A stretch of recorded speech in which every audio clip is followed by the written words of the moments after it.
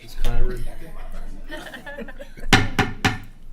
call to order the regularly scheduled board meeting for USD 464 for Monday, November 14th, 2022.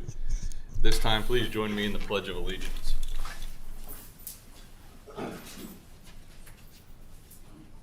I pledge allegiance to the flag of the United States of America and to the republic for which it stands, one nation, under God, indivisible, with liberty and justice for all.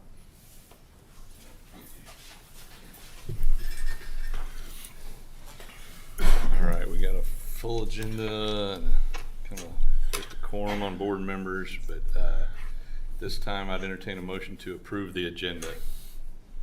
Move that we approve the agenda. Is there a second? I second it. It's been moved and seconded. All in favor, please raise your right hand. Motion carried. All right.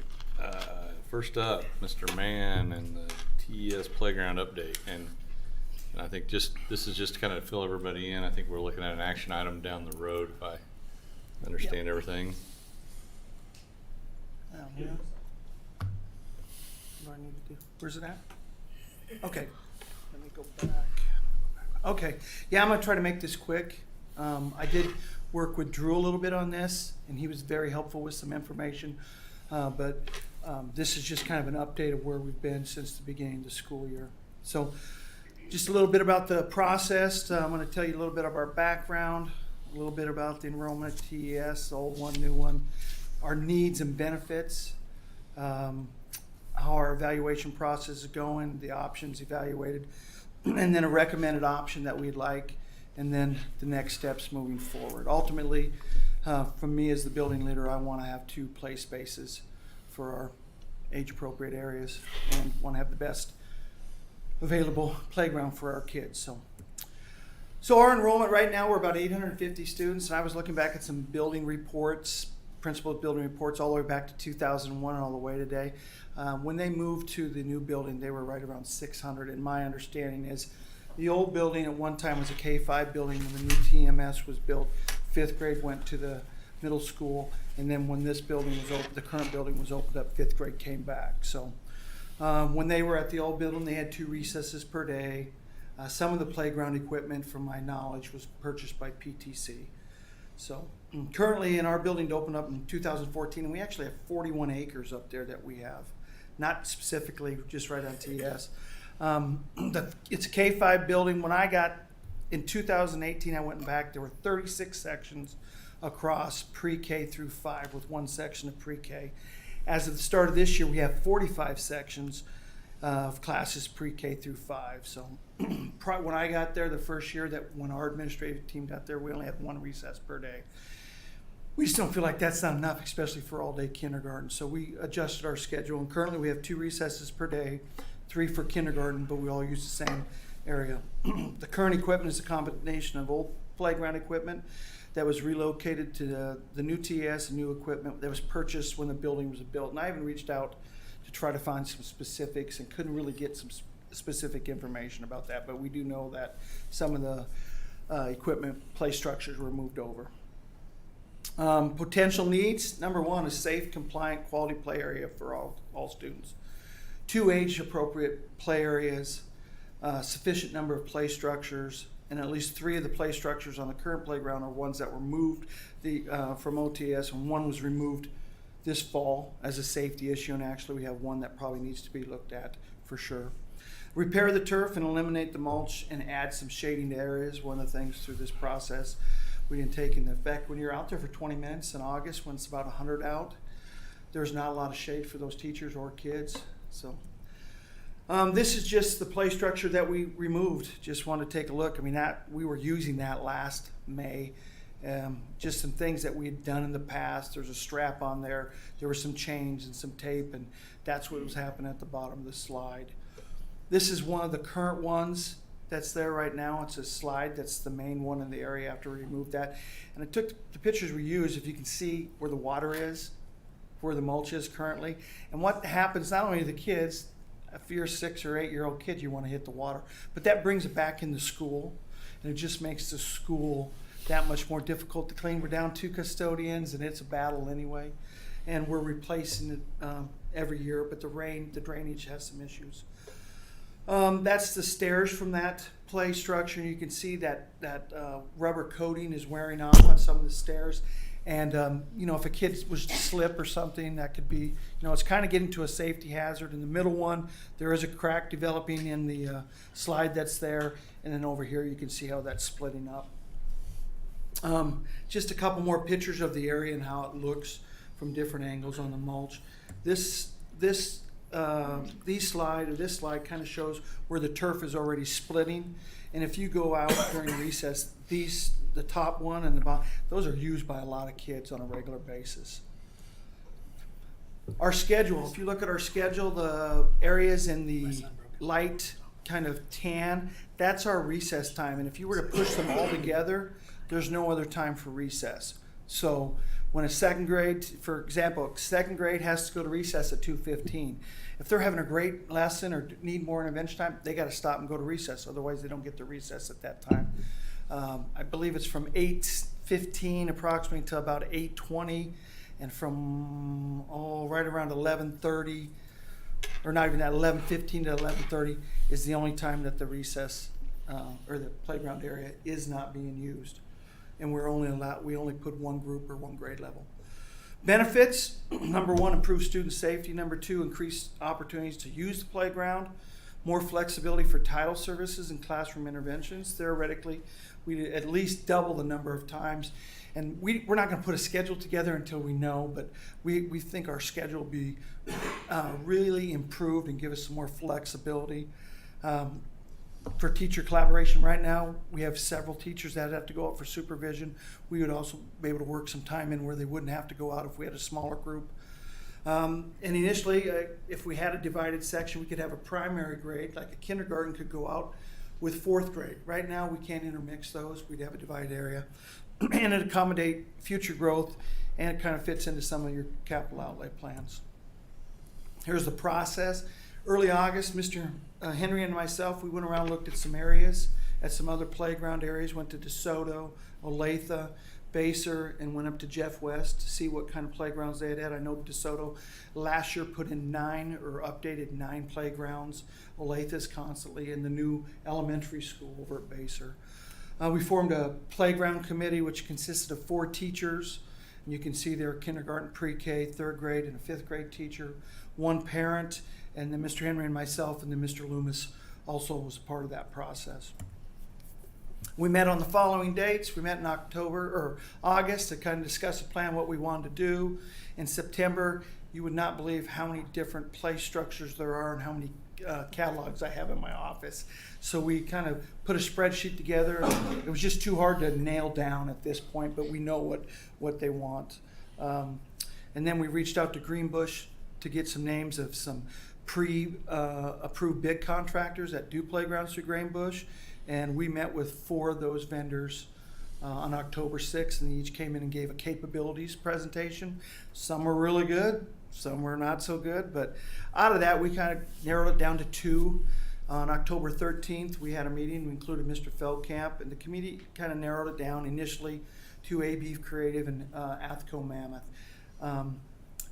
AB Creative does some contracting out, and they actually have worked with Mammoth. Athco is kind of apprehensive because they want a scope. They want to know how much money do we have before we start putting in our time to design and give you an idea. After discussion, and the committee is ready to move forward with AB Creative through the Greenbush pre-ref contract process. So 2 options we evaluated. Option 1, replace that play structure that was moved in August and replace the mulch area with turf and fix those drainage issues. That's just basic needs that I think we need to do. And now after looking at that other slide, that probably needs to be replaced or fixed too, because it's going to become a safety issue too. Option 2 would be option 1 plus replace all existing turf. You saw the damage to the turf. It's 8 years old. Add more space to the east of the current brown. Initially last fall, I think we talked about it. We were talking about doing outside to the office towards the middle school, and we went out there, Mr. Henry said, man, why don't we just use the space that's out here? And that just really flicked the light on. So we have the space out there for 2 separate play areas that would be divided by a fence. Add some more age-appropriate structures so we don't have early childhood kids going on play structures that are designed for older ones, and vice versa. add the canopies for shade and upgrade the basketball courts. We did paint a kickball court out there, but it's starting to crack, it's starting to break down. We thought this would be a good opportunity to maybe address that. Next steps, we're looking for the board to give us approval to proceed, and then at that time we would meet with our builder or our preferred vendor, and we'd design what they wanted, and they would come back and do a presentation with numbers. And if the board want to continue, then we develop a project timeline. Realistically, of all the vendors we talked to, we're looking at maybe if we got it rolling and started doing some ordering, because things are out, 6 to 8 weeks, and they're just not, you can't go to a warehouse and get them. If perfect world, we could get it done before the start of the fall. So, any questions? So get it done in the summer for next August? I believe so. A lot, because I was looking through some things, it's about supply and demand that we have right now. And they have to order it and they have to make it. Germany, for example, makes a lot of playground equipment. And 2 of these companies, they order them. So not only got to build it, it's got to come across and it's got to go through all that process. So, but we feel real good about the process. I know the ladies were excited to be about the process. And I want us to have the best for our kids and the safest thing. And one thing I have found out, kids like to play on the ground. They do. And part of that turf, we would be inserting some play areas and some things. And several of the playgrounds that we visit have those activities out there, whether it's a snake or some have a cornhole board, just some things that, because a lot of kids are on the ground. Last thing I'll say is capacity-wise, 2 vendors said, we tell you this formula so we can sell you more stuff. He says that it's just based on, about 168 kids is what they were talking about, just in general, what we could probably fit on our playground one time to play on all the structures. Whether that's accurate or not, but that's the only information I have. So the next step would be to come back next month? If we get to go ahead, then we would meet with AB Creative, the playground committee, and we would design both of those options and see what each one would cost. And then we'd bring it to you guys, and then you could either approve it, and then from there we'd set up a timeline, start the process over. Do we have a ballpark on option 1 and option 2? Yeah. Kind of a ballpark.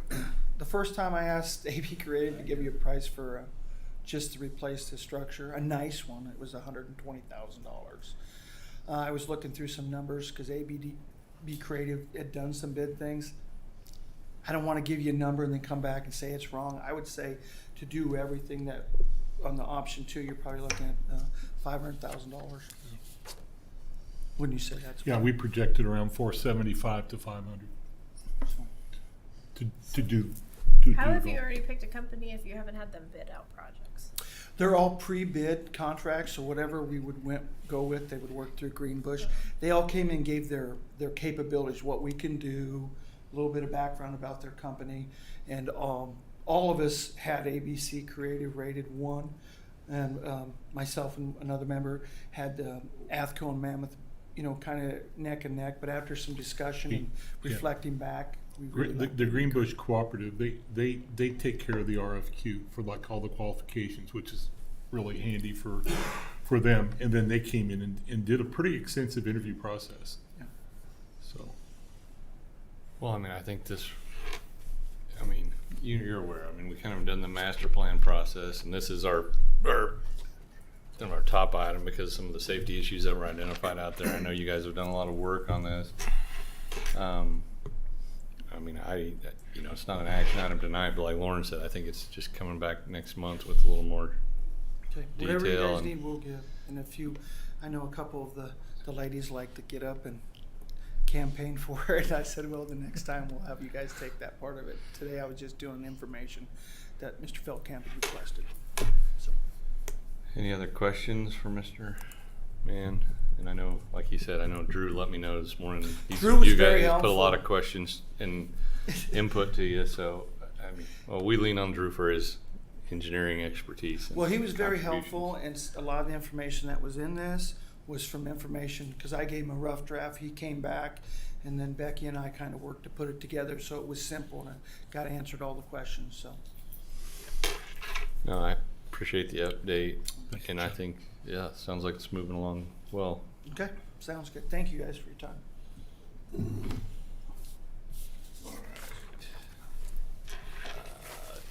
High school, Mr. Witt, your crew.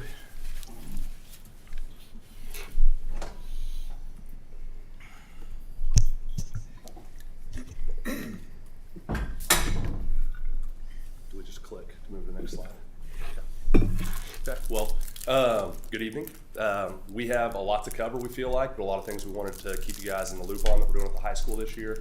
And so we'll move quickly because we don't want you to be here all night because of us. But we do feel like we have a lot. We'll kind of give an over-the-top view of a lot of it. If you have questions or want more details, feel free to stop us at any time, and we'll be happy to go into more detail.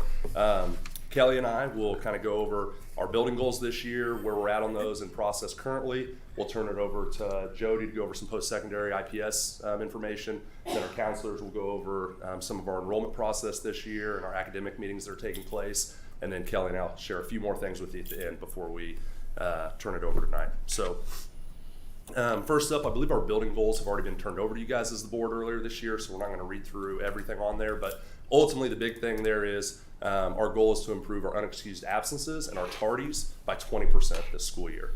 And so with that, I'll let Kelly kind of tell you what we're doing to do that. So we have 3 different initiatives that we started this school year in order to affect attendance. The first one is our weekly reward system that we have going on. Every Friday we give Sonic drinks to one student from each grade level. We pull a list of students with no unexcused absences and also no tardies. You would be shocked by the positive impact giving a Sonic drink to 4 kids in our school each week has had. Kids are talking about it, they know about it, they want to earn a Sonic drink and get a reward. Also, each quarter we're giving larger prizes to those students. Again, it's the same drawing, but we gave away 2 $25 gift cards, a $50 gift card, and a $100 gift card. So they just know we're watching attendance, we're paying attention to it, and we're rewarding kids for doing what they're supposed to be doing.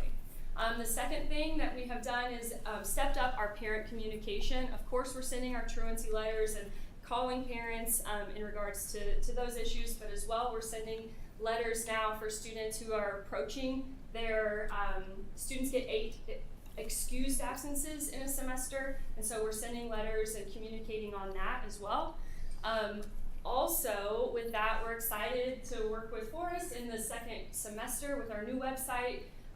We weren't able to push this out yet, but in second semester, we'll be able to send parents texts and emails for live attendance. Like if a student is absent, parents will know about it. And so we're hopeful that that as well will have a positive effect.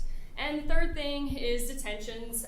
We've implemented a system for that, and we are giving detentions for tardies, over 7 tardies, and then also for students who are skipping. We did go ahead and pull some data just so we could see our effectiveness so far. So if you look there, we've got 2021 data for the first quarter and 2022 data for the first quarter. We've also got the enrollment right next to those 2 years, as you can see in the 2 lines, because it does need to be adjusted per enrollment. And so in 2021, if you look at unexcused absences, we had 291.65 unexcused absences in the first quarter, which if you go over one more line is 0.48 unexcused absences per student. If you go down a line, with a greater enrollment this year, we only had 185.41 unexcused absences per student, or in the first quarter, and then 0.28 per student when we adjust that per enrollment. And so if you go below that, that first highlighted number, that's actually a 41.7% change that we've seen from last year to this year. And so with the 20% goal, which to be honest, Kelly and I kind of second guess ourselves in terms of picking a number that high, but we are pretty happy with the number that we've seen there so far. And if you go over to tardies, if you look at quarter 1 data for 2021, we had 1,662 tardies first quarter of last year, which is 2.76 per student. And then go down a line, we only had 1,102 first quarter of this year, which is 1.67 per student, which gives us the 39.5% change from first quarter of 2021 to first quarter this year. And so we're pretty happy with those numbers so far. So our second goal was to increase our communication. we wrote these goals in the summertime, and we wrote this one in particular before we had Becky Naselroad, who is our engagement specialist. So some of that talks about using social media and putting out posts in that way. Really, we've worked with Becky. She has been tremendous in helping us with that. But the thing that we have done each month is to send out a parent newsletter. In that newsletter, we include a principal's message, activity updates, always have counselor's corner to get upcoming events with that, and also post-secondary update. So we've gotten positive feedback on that each month. Our third building goal, to be honest, this is one that I think Kelly and I, if we could go back, we would redo writing this goal. I think we put about 2 years worth of plans into this one goal if you start reading through it. And so there's really too much in there. But really what this is this is the initial phase for getting to measurable academic growth at the high school is really what this all boils down to. And we've taken some big first steps in that already first semester here at the high school. There's a lot left to be done, but we are diving into it and I think hitting the ground running this year. A couple things that we've done really to help in that process. A big first step for us was at the high school, we did not have a common plan for our teachers. And so as a department, a math department, an English department, they did not have a plan during the day that was common, where they could all meet together. They wouldn't have kids that hour, and they could, there's a variety of things that can be done, but a big part of that is make steps towards planning for using data, looking at curriculum, common formative assessments, you name it. We just didn't have that time during the day. And so our counselors worked hard last year on putting the schedule together for this year to make sure all departments had a common plan during the day. So that was a big first step for us, because whenever you talk about putting something into play in any school building, the first thing teachers want to know is when. When are we going to have time to do this? Because again, you have students all day long and very little time to grade, prep, eat lunch, go to the bathroom, the little things. And so that was a big step in this. Going on to the next line there, PLC and training. So our professional learning communities, which really are those department groups right now for us, we have spent a lot of time at the beginning of the year building that community up and those groups up and empowering teachers to work through their PLC. And that has included some training that has gone on now this semester that Tanya set up, and we've got some more coming in. And then with that, to be honest, in the past couple years, I don't think administratively we did as good of a job as we could have about being intentional in the tasks we were asking them to do during that time. And so that's been a focus for Kelly and I this year, is to make sure that we have an organized plan throughout the year that our PLC is working towards as we work through the year and working through. And the biggest part, so that last line item, essential standards, that's been the biggest chunk of work that we've done this year is, we kind of have this parallel path going where we want to have measurable academic growth at the high school. Well, collecting data is part of that. The other part of that is parallel with that is getting to a point in the building where we know exactly where and how something is being taught, so that if we look at the data and we're underperforming, we know exactly where we need to make changes. And so the big first step in that with essential standards is our PLCs have reviewed state standards that we teach in every course, and now we have gone through and identified essential standards, which is essentially saying this is where we hang our hat at. This is what we know we're going to teach. We know we're going to cover this, and when a kid takes this course, we can say that they have learned this when they're finished with this course. And so that's where we're at right now, wrapping up this semester. We're going to come back to this a little bit at the end when we get to the end of the presentation, but that's the first steps we've taken this year for that third goal. Okay, I'll turn it over to Joey.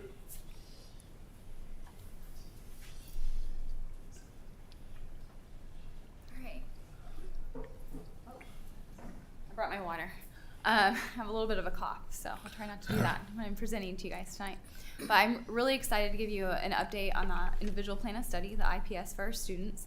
First, I just kind of wanted to touch base on the 4 main components of an IPS per KSDE. So they ask us to have a graduated series of strengths finders and career interest inventories with our students, trying to help them identify potential careers that they might be interested in, and they kind of break them out by cluster.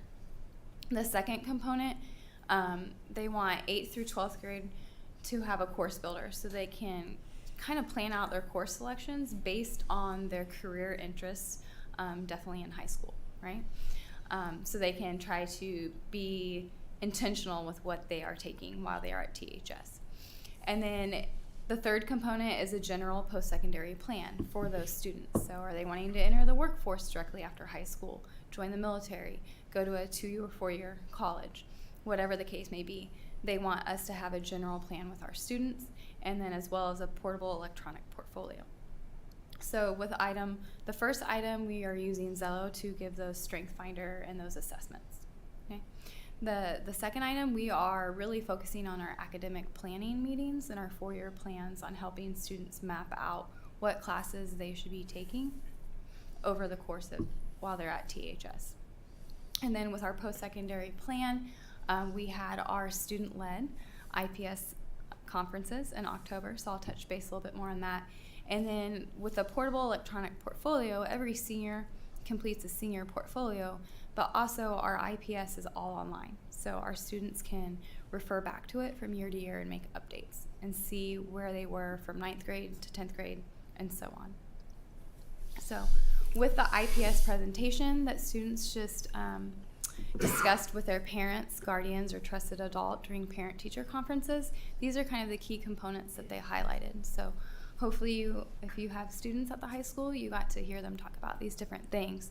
But we went a little bit further than just a post-secondary plan. We wanted the students to review their graduation check details. So are they on pace to graduate? Do they know all the course requirements that they need to accomplish while at THS to get a high school diploma? We asked them to review their current classes and grades. Sometimes, I know I have a middle schooler, he's like, oh yeah, I'm doing great in that class, and you just gotta go on Skyward and check their grades, but sometimes they might tell you something different. But students reviewed that in their presentation. They talked about their future goals for the upcoming 5 years, kind of where they see themselves. They also discussed certain achievements and goals short-term wise that they were proud of while they're at THS. And then they went into their current career goals. So they incorporated some of the information that they had been working on with their IPS from homeroom with Zello. And then they eventually outlined a career of choice or a post-secondary plan of what they're wanting to do at this point in time after high school. They also went over their skills. There's a skills assessment that we go ahead and have them do in Zello. And it's kind of interesting, some of those skills directly correlate with the specific profession that it might want to go into.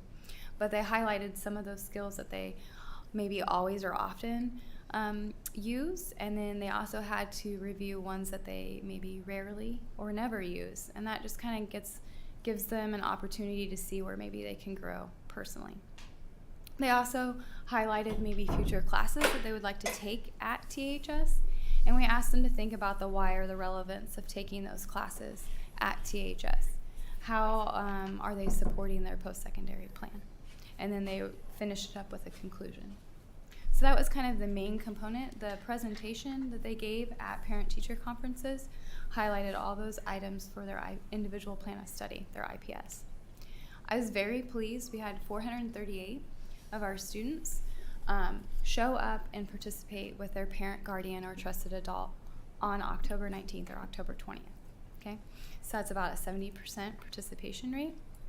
I think that's a really great starting point for us. Last year was the first year that we rolled out the individual plan of study and the student-led parent-teacher conferences. If you recall, in the spring conferences last year, they were remote, and we had one day that was canceled due to snow. So I think this is a great baseline for getting students, parents, teachers, and just everyone involved in this process, and I anticipate that participation rate will go up as years go by. So kind What of do we do? Sorry. I'm sorry. Sorry. Go ahead. Like the other 30%, I guess we just try to follow up. We are. So we kind of put out a follow-up plan because we still want to have those conversations with a student. So if a student, because they presented it with their parent, guardian, or trusted adult and their homeroom teacher. So if they could set up a time to meet with their homeroom teacher in person or even online, they could do that. If for some reason, if a student, it's just not going to work out with their parent, trusted adult, whatever the case may be, we still require them to have that conversation with that homeroom teacher, and we ask them to do a screencastify where they're going through their presentation so that they could send it home to their parent so that they could see, it's like a video, they could see it and hear that conversation going on. One thing I didn't touch base on about the parent-teacher conferences, the student-led IPS.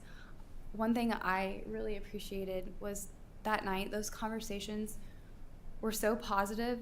I was very busy along with Mrs. George and Ms. Martin. There was a lot of students and families that were referred down to us that night that came down to get information on tech school or dual credit courses, or families asking about their child wanting to play college sports and they wanted to know more about eligibility. And so I thought it was very positive that they were in-house and then we were available to follow up with those conversations to help them with their goals. But yes, we are hoping to catch all of them. To answer your question, Mr. Bothwell. Where we are right now, or we are in step 3 now of our academic planning process. So first semester, we strongly focus on the IPS plan, building that using homeroom time to go through all of those items in preparation for our step 2 with the parent involvement for the student-led IPS conference. And then now we're getting ready to go into step 3, where we really use their IPS plan to help with the academic planning and enrollment process. So I know Mrs. George and Mrs. Martin are going to touch base on that. Before I turn it over to them though, I wanted to give you guys an update. For myself, there's a personal growth opportunity. So I've joined a professional learning network through KSDE that focuses on meeting over the IPS process. So I've only had 1 session so far, but over the course of this year, I'll be able to go to 7 different sessions and collaborate with other individuals from other districts across Kansas and see what they're doing, what they're not doing, share resources and whatnot. So I'm really excited about this opportunity because I feel like we can continue improving that individual plan of study for our students and our teachers and our families. So I just wanted to. I'm like, it's required by the state, isn't it, that we have the IPS or something? It is. Well, strongly recommended. Strongly recommended. I mean, for all 4 years. I mean, I don't want. I mean, I think it's great, and you got 30% of people that don't participate. There's probably 30% that. I mean, my daughter. That aren't. It's redundant. It takes up time from other things. I guess you could be doing. Okay. If there's. I mean, it seems like at some point, you could pass. You could. I don't know. Quiz out is a bad term. It's like we've done the same thing since a sophomore, and you know, particularly as a senior. I mean, I think most kids. I guess I plan ahead, but I guess they should know what they're doing. I know there's a lot that don't, but I mean, I don't know if there's opportunities there, and I'm not, you know, I don't want to be negative, but we've got a lot of conversations about this at my home. I mean, I feel bad for the kids and the parents, the 30% that aren't getting the help they need, but then there's also the ones that are ahead that it just takes up other class time that they're missing out on. So we don't really address it a lot during class time. We do it during homeroom time. So honestly, they put this together with about 25 minutes a week as we lead up to the IPS conference. And so we try not to impact class time a lot. I will say, you know, even so, you know, you're kind of splitting with the 30 and the 70%. A lot of the parents that did attend in that 7% were very grateful that they were there and we were initiating the conversation. We had a lot of feedback from parents that said, you know, we tried to talk to our kid about this at home and they won't. And now that we're finally here sitting down with you guys, they'll have the conversation with us. We have a lot of kids that change their plans throughout 4 years. And so this process is important for them because their plans change as we go. And so, yeah, is there a select group of kids or a group of kids that they know what they're doing and it doesn't change and their plan stays the same and they have, you know, parents that guide them through these conversations at all times without the school involved? Yes, we know that's a reality also. But there's a large group of people, at least the feedback we get right now, there's a large group that need this conversation to take place at the school through the IPS process. Now, do we need to look at an option for, you know, I don't know how you phrased it, to test out or, you know, I don't know. That's something that we could look at. But you know, currently that's something that we don't have built into the process. So, oh, go ahead.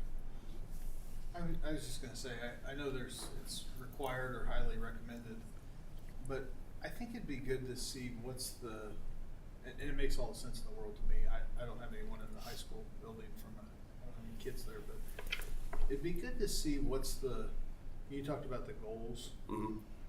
What can we measure relative to this to see how successful it is over 2 or 3 or 4 years? You know, I don't know if it's graduation rates or it's probably not it, but what's the evidence that it works? And again, it makes all Right. the sense in the world to me. So that's not a ding. It's just it'd be nice to know are we getting out of it what we expected to get out of it? Right. You know, I don't know, and this is something we could have further conversations about.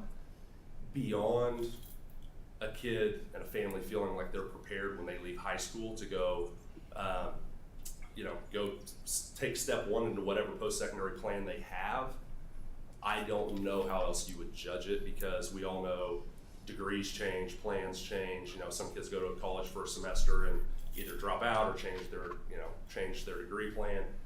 So it would be difficult to really find a long-term data point other than when you graduate, do you feel like you have a plan? Do you feel like you've taken the classes that you needed? Have you done everything at the high school level that you could have done to prepare yourself to take that plan, or to take step one in that plan?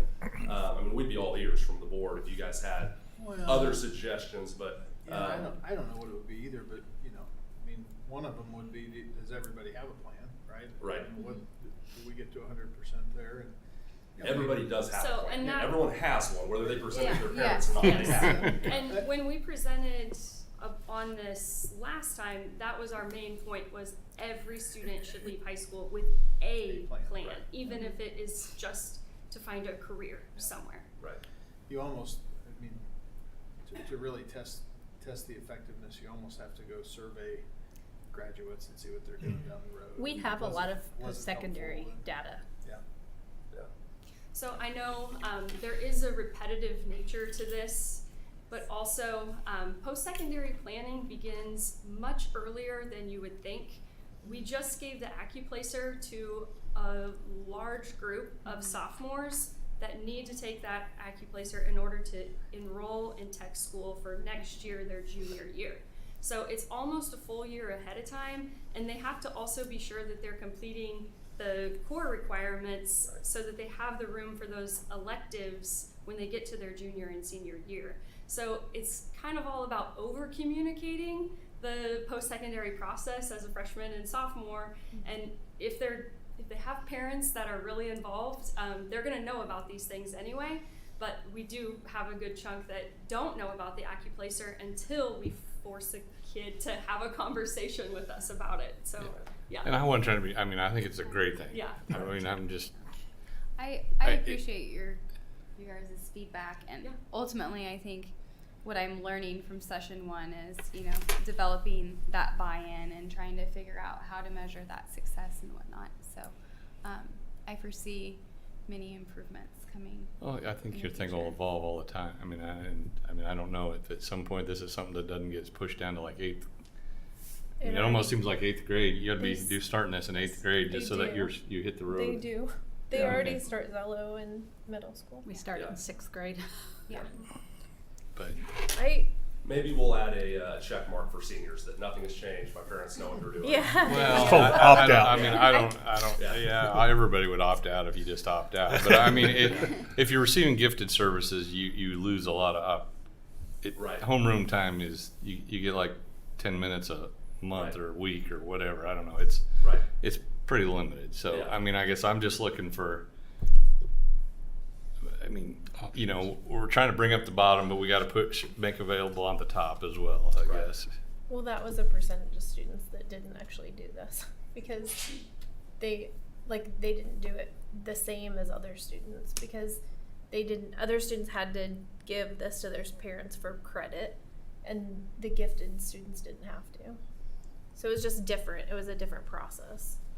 But anyway, my question is, I think it'd be really interesting to see if you took a section of admin and asked them to rate Zello and then took a section of kids and asked them to rate it, and then took a section of parents and had them rate it, I would be curious what information you would find out, because I am surprised that we still use Zello, because as a parent, I've never found value in it. I know that tons of students that I've talked to never find value in it. So I'm always surprised we still use Zello, but I don't know if it's because there's nothing else that exists that that you can, because I'm a huge fan of this process. I think it's a great process, but I just think that it becomes like kind of what Jim's saying, as you go through the years and you still end up finding out that you should do an occupation that really isn't. I mean, I'll just use one of my kids for an example. So one of my kids, when they did theirs, so while she's doing the presentation, I'm like, isn't that weak? Like what they declared as your weak strength is actually your strongest strength. And she's like, yeah, it is. I don't know. That's how it comes out. And I could give you countless examples I think you could you could go talk to 10 students and you would get tons of examples like that, because they talk about it all the time.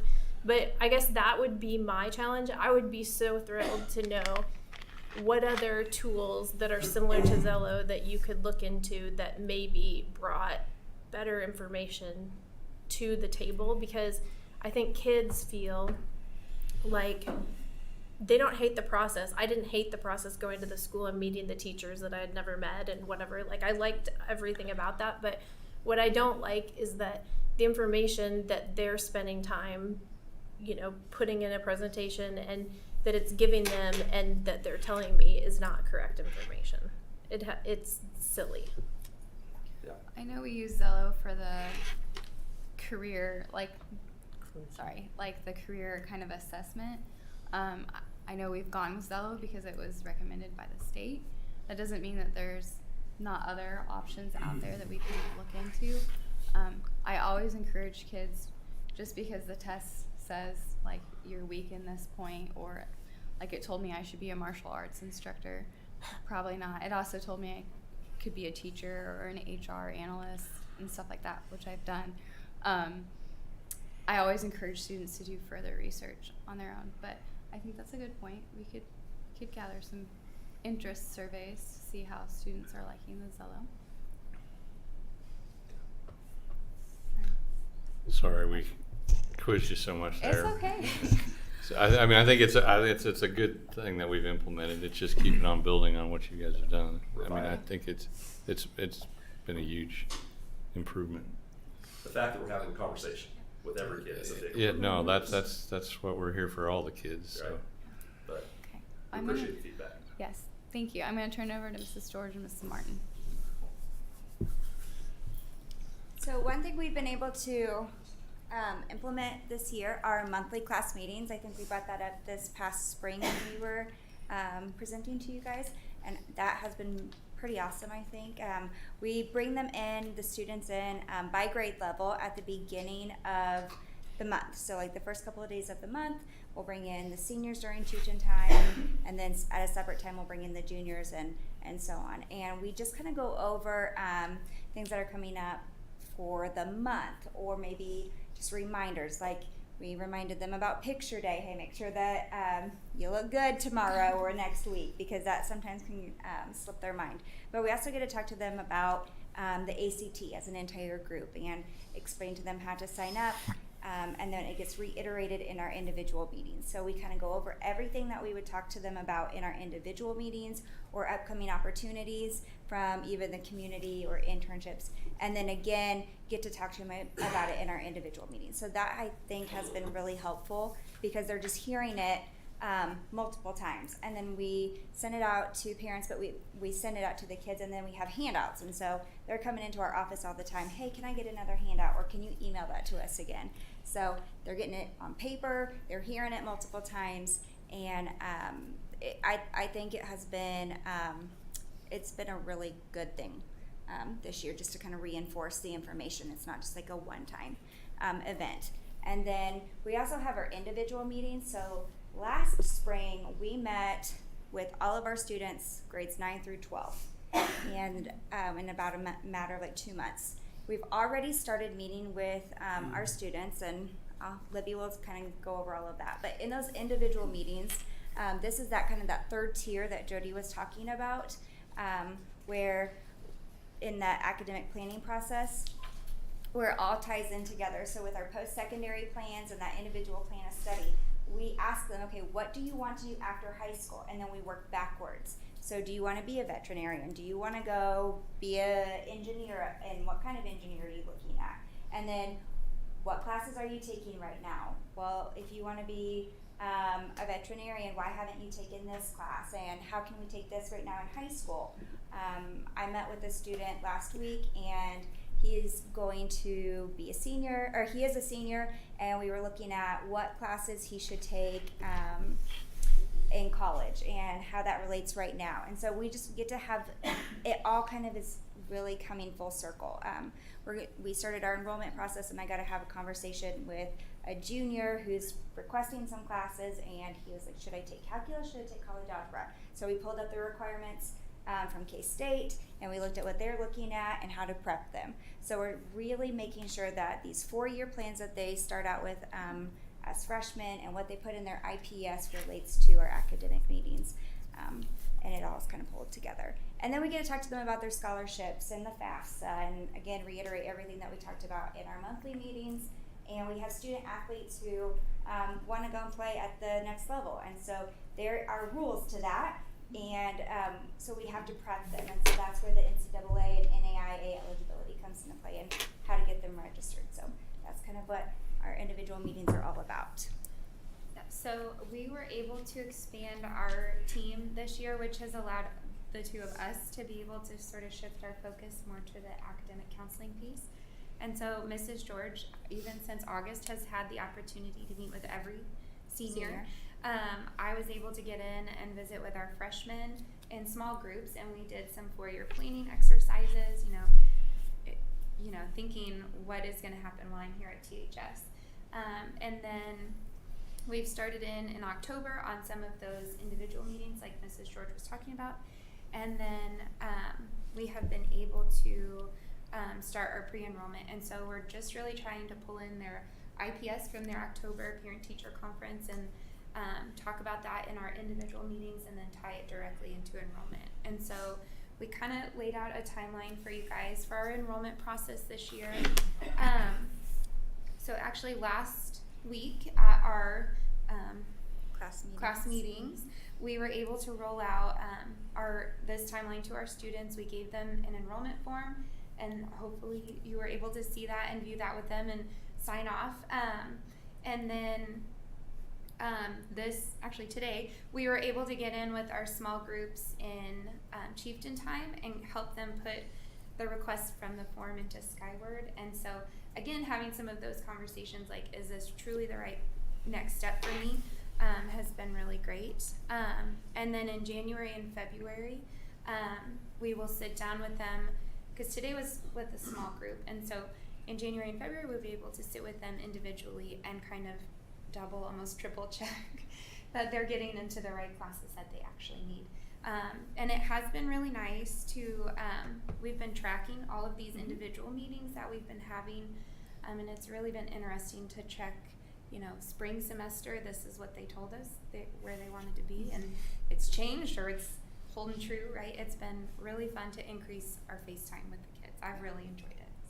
Yeah, and we have a massive workbook spreadsheet, and so we are tracking, I think that was brought up a minute ago, about the kids change. They change their minds. I've had one that was like, I'm going to be a doctor, and the other day I was like, I'm going to be a real estate agent. And so I was like, okay, well, this is completely different than what you said. And it even helps us transition them from like a sophomore, from when Libby gets them, to me working with them from junior to senior year, because a lot changes. So it's a nice, smooth transition process, and requesting those classes.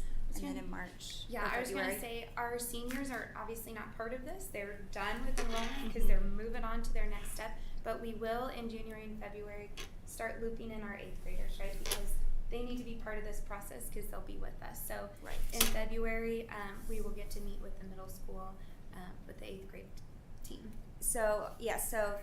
Once we get those requests from our course requests anyway, from the 8th graders, after that we will be able to pull all of the information together, and that's when the master schedule gets developed, and we will have, the administrative team will have some meetings with our different departments, and then after that we get to sit down and start crunching away at the student schedule. So our big plan for the year and what we want to do is have our students walk away with their schedules in hand. And that would give us a little bit of time, is once they see it, if they needed to tweak anything at the last minute, they should be able to do that. So starting pre-enrollment now will allow us to do that. And that is, now I'm going to turn it over to you. Are we good? Questions? Any questions from anyone?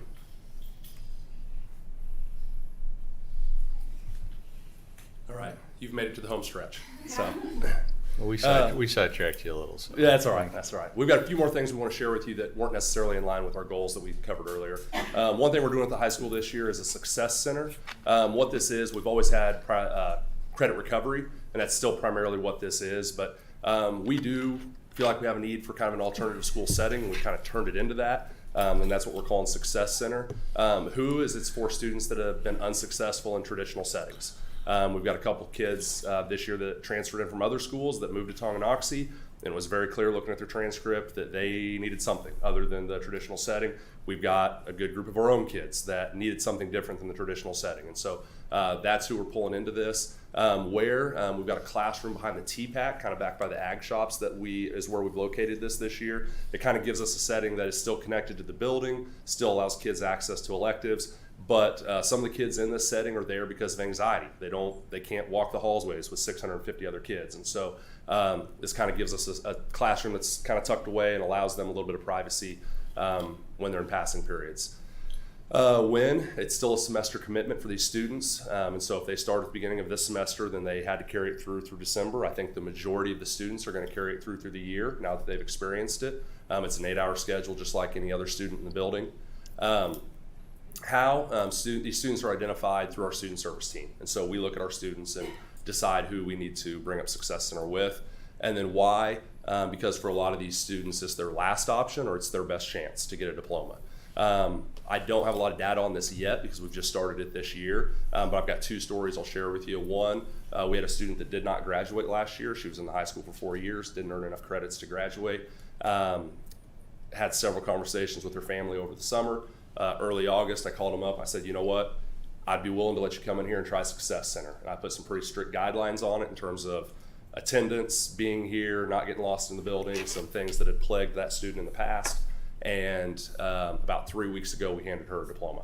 And she earned it in about 2.5 months in Success Center. Able to come in, work through credit recovery, and get what she needed to graduate and earn a diploma that would not have happened without Success Center.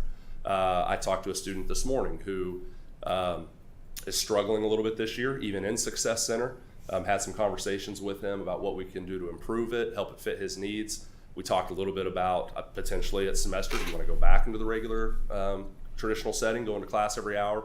And he looked at me and said, the only way I will get a diploma is through Success Center. It's like there's no way I can go back to the regular classroom setting at this point. And he feels like he will get a diploma even though he's struggling a little bit right now. But he credits Success Center for giving him a chance to even do that because they said there's no way I would make it in the traditional setting. So those are 2 stories. I hope to have data for you as we progress through the year with this, but it's something that, and I know we're going to talk next month a little bit more about an alternative high school, but this has kind of been a precursor and I feel like it's been really good for us so far. Another new thing that Libby kind of touched on earlier is that this year we have a full-time school-based clinician through the Leavenworth Guidance Center. That's paid by them. It's through a grant, but she's housed in our office. Her name is Riley Coker. She's been an excellent addition to our building and has a caseload right now of 27 students already. And then Sophia was with us last year, but now we have a full-time. She's here in the high school full-time.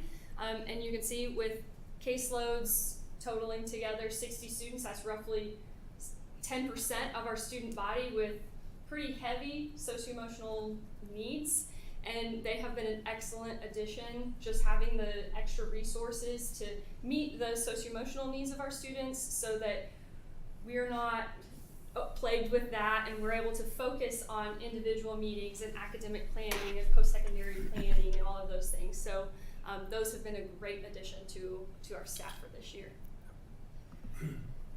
Another thing that we're doing with the high school this year, and to be honest with you, you guys would probably know this as the STAR program from the middle school. I'm sure you're very aware of it. But we're doing something similar at the high school because, I don't think we need to stop rewarding kids for being good kids just because they've gotten to the high school and we're cutting some of the younger stuff out. And so we've started that up this year. We had our first Chieftain Day at the end of the first quarter. We had to postpone it a little bit because of a few things going on just at the end of the fall athletic season, which was great. But so our criteria is no D's or F's, no unexcused absences, 4 or less tardies in the first quarter, and then no ISS or OSS or other major disciplinary issues. And we took about a little over 100 kids to Legends. We bussed them over there. We let them eat lunch over there. They could choose what they wanted to eat. They had a little over an hour. And the kids loved it. And so it's just kind of a simple reward. But we want to, one big thing, kind of with the weekly rewards for attendance and this, we just want to continue rewarding kids at the high school for doing the right thing and being good kids and having high character. And so that's why we're doing it at the high school this year, and we plan to continue doing that every quarter. Okay, another new thing is our math and reading labs. We identified at the end of last year that we really just didn't have ample gen ed interventions, specifically in math and reading. And so we developed 2 new courses, Math Lab and Reading Lab. We primarily utilize map data in order to identify these students, but we also use teacher recommendations and specifically 8th grade recommendations. Our teachers teach, they plan lessons and do work on skill building, foundation building skills for those students in those classes. We also utilize a program called ExactPath. ExactPath pulls their map data and creates a specific curriculum for that student in order to give them some measurable progress in the areas that they are struggling. I feel like we've seen positive success with this, and students, hopefully they'll take the map, these students will take the map test again at the end of the semester, and hopefully we'll see some growth for those kiddos. What's next? And this is what I was referring to earlier when I was talking about that goal 3 that we made way too large, honestly, for the high school this year. So where we're continuing with that and where we're on our path towards measurable academic growth at the high school. So we're going to have additional PLC training, continue to build up those groups within our building and empower them. From there, so we said that we have already identified essential standards for every course in the high school. The next step in that is deconstructing those standards and developing success criteria so that we can say, okay, what does it mean? What can a student do? If we've said they've learned this, they've hit this standard, what does that mean? What can they do? And so we're going to develop those success criteria for those essential standards. Then we're going to curriculum map that. So what that means is we'll take those courses and we'll say, okay, teachers, how do you teach this course unit by unit by unit? And then in those units, where are those essential standards? Where do those success criteria fit within the unit, within the course? The reason we do that is to get to that 4th arrow there, which is data-driven instruction. So when we get to that point and we know where every standard is taught in every single course at the high school, that's where we can start looking at data and saying, okay, if we see a deficiency, we know exactly where it's taught. We know what course it's taught in, we know what unit it's taught in, and we can now go back to that and say, okay, what can we do differently? How can we teach this better? And so that's the path we're on right now, and that's what we're working towards at the high school. We're not there yet, but we're working towards it. And then once we get to that point and we feel like we have everything mapped out, we kind of have our PD goals for next school year on there. We're going to start looking at instructional strategies and looking at research-based strategies that we know are effective ways to present information to students so that they will learn most efficiently and most effectively. So that is what we're working towards, and that's our goals here coming up at the high school. So any questions that we can answer for you guys before we let you move on? Questions? I think you talked about goal 3 and how big it was. Yeah. It feels big. One of the things when you have something that big, sometimes you might tend to let perfect get in the way of good. Yeah. And I would encourage you that if there's bites of data-driven instruction that you Right. can glean early, Right. to action them, not wait for perfection. Yeah. And we have done some of that. So we've shared our beginning of the year reading map data with all of our teachers. because that's important information for our social studies teachers to know, right? Is how well, because that's primarily going to be driven by students reading content or reading text and digesting that information. Not that we don't have a lot of instruction with it too. And so, we have done that a little bit already, but I agree, we won't wait forever to implement some of this. I guess along the same lines, do you ever talk to students about how they feel like different teachers are what's the word? Delivering or Delivering, but I have to think of a better way to say this. So I think that, because now I've had 3 kids, you know, in high school, so as they talk at home, you know, if they're taking the same class, but a lot of times they're taking it from different teachers. So their experience and the information that they're getting is different sometimes because they're learning from different teachers. So I guess as a parent, sometimes I wonder if you're getting that information. So, I mean, I don't know. I'm always a huge fan of having you guys talk to kids, but I don't know how often that happens, because I feel like they have so much information to give you. Right. You know? I will say some of that has actually come up this year already. Josie and I actually just talked to a student about that the other day. But I think this process is going to help in that. So once these curriculum maps are laid out, now there's always going to be variances, right? Teachers are always going to have individual strengths. They're always going to have better stories for different points within the text. But once we have this curriculum map laid out, it doesn't matter if you're taking Algebra 1 from this teacher or this teacher. They should be working through that curriculum the same way, because we've laid it out as a department and said, this is what Unit 1 is going to look like. This is how we're going to hit these standards within Unit 1. This is what our success criteria is.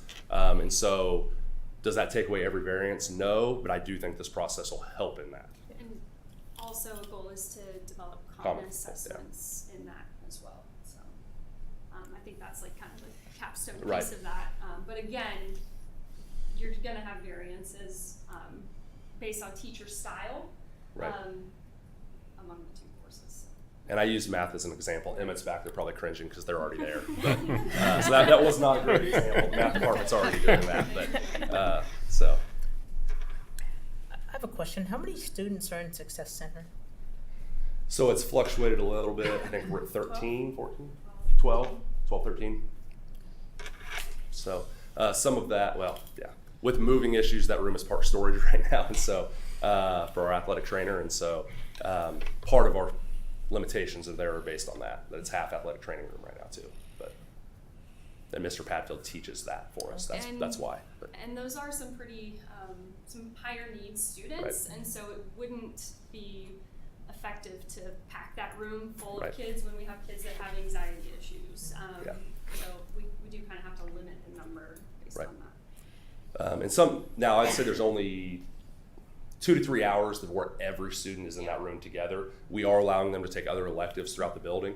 And so, there's some hours where there's 6 students in there because 3 of them are in team sports and a couple of them are in intro to ag or something like that. And so it's not packed every hour, but that's about 12 to 13 is what we have in there currently.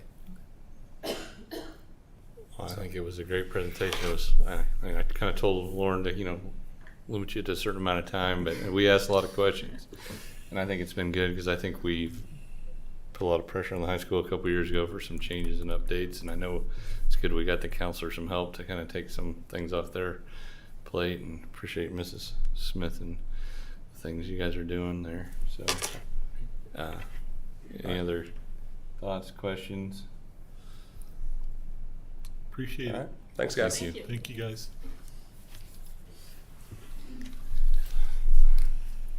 Forrest. Guess you stuck with us till the end anyway. So. I'll make it a quick tech update.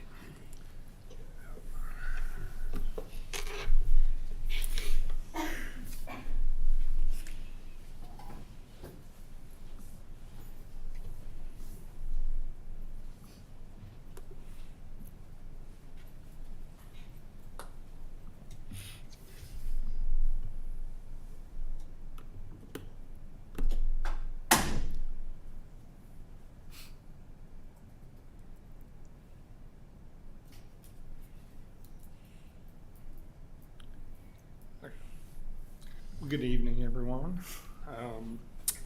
got just a quick update on tech and what we've got going on right now. Some of the highlights, the big thing for me is as of 3 o'clock on last Friday, our new website is live. If you haven't had a chance to check it out yet, please do. Let us know what you think. But the feedback we've gotten so far has been very positive. I mean, this is something Becky and I have been working on pretty hard for the last few months. And I'm going to pull it up here. So the new website is much more, student, family, public driven. The old website used to have a lot of resources, or not a lot, but some resources for teachers and staff. We've taken all that information and put it in more appropriate locations for easy access for teachers and staff. It's not housed on the website anymore. But if you come to the main page, it's very, we've got, every page is kind of like this. We've got a lot of pictures. These are all new. If you go down a little bit, and I mean, if you remember when we first started talking, we sent out surveys because we wanted to see how the website was being used, who was using it. And then we did use that information. We had a website committee. We looked at a lot of different vendors, and we landed on Aptigee, who Becky, I think we've been very happy with so far. But like if you come to our main page, these are a lot of the things that people came to our website looking for. If you scroll down a little bit below the big picture, you see sort of like six major buttons like academic school year calendar, family access to Skyward. People wanted to be able to get to Barb's nutrition section and see what the menus are easily. We included one for transportation to easily get to transportation information. A staff directory for the whole district, and employment opportunities. And I'll click on staff directory real quick. If you're on the main page and you click on the staff directory, it's going to show you everybody in the whole district just by default. Now, if you don't want to look at everybody in the district, you can just click select departments and choose, like maybe I just want to see central office, and then it's just going to pull up alphabetically the people in central office. We don't have pictures in there yet. These are placeholders. They'll be, once we get new pictures, we'll be replacing them and putting them on the site, but these are here for the time being. Or if you want to look at the elementary, yeah, you can switch between buildings easily. So if you go down a little bit, we have, the first section is called live feed. And we have live feeds on every page that are kind of contain pertinent information to that building. This is the district level live feed. And the way it's set up, this is kind of like current information, things you would look at on Facebook and see. In fact, Becky a lot of times will go into ThrillShare is the management piece that we use for the website.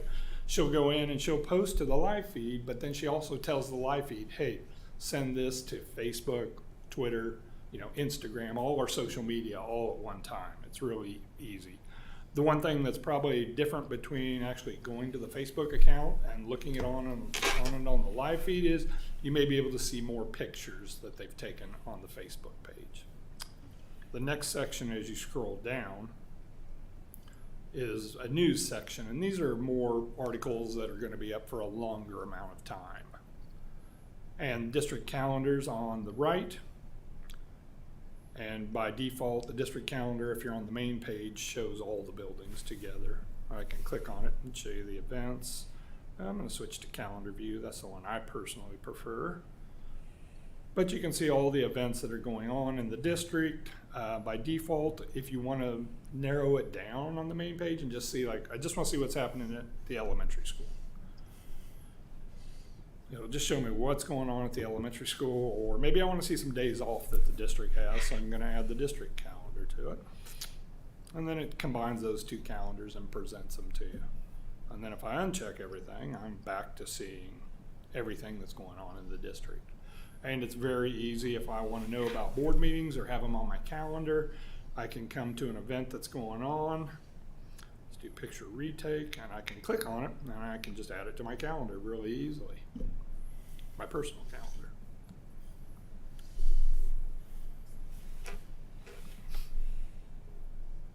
Now, we've got a couple sections that are not, they're hidden, excuse me, hidden right now as we work on them a little bit more. But we're eventually going to have some spotlights down below here that will like spotlight staff and students. We're also going to use it to, students, teachers, students. And down below our footer with some achievements. Top, English, you can switch between languages. The menu lets you dive a little deeper, excuse me, into each page. So if I'm on the main website and I click on the menu, this is what the menu section looks like. The live tiles at the top take you to all the things, like it'll take you to the staff directory or to news or the calendar, or athletics takes you right to Tongi Nation. You'll notice from page to page, the student and family section is pretty much the same no matter what page you're on. And we did that by design. We wanted to be consistent about that information. But the column on the left, like this one says about USD 464. Well, that's because it's on the main page. But if I go to the high school, then it's going to say, Tonganoxie High School and have special links that pertain just to their building. I can open these up and, I can look at the accountability reports, just things that we have posted on the site. Board of Education. You get the board docs through here, board members. If you want to get a hold of somebody in a department, here's all the departments with all the information for contact in here.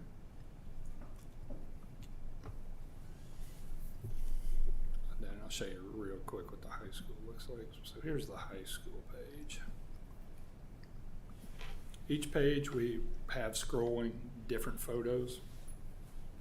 Becky, do you remember, is there 10? 10 on each page? And Becky's going to work real hard at changing those out monthly also, so we have current. Same thing here, the page is pretty much set up the same, it'll just be different material. Different live feed, but live feed for the high school, news articles, and then since I'm on the high school, the calendar is just going to show high school events.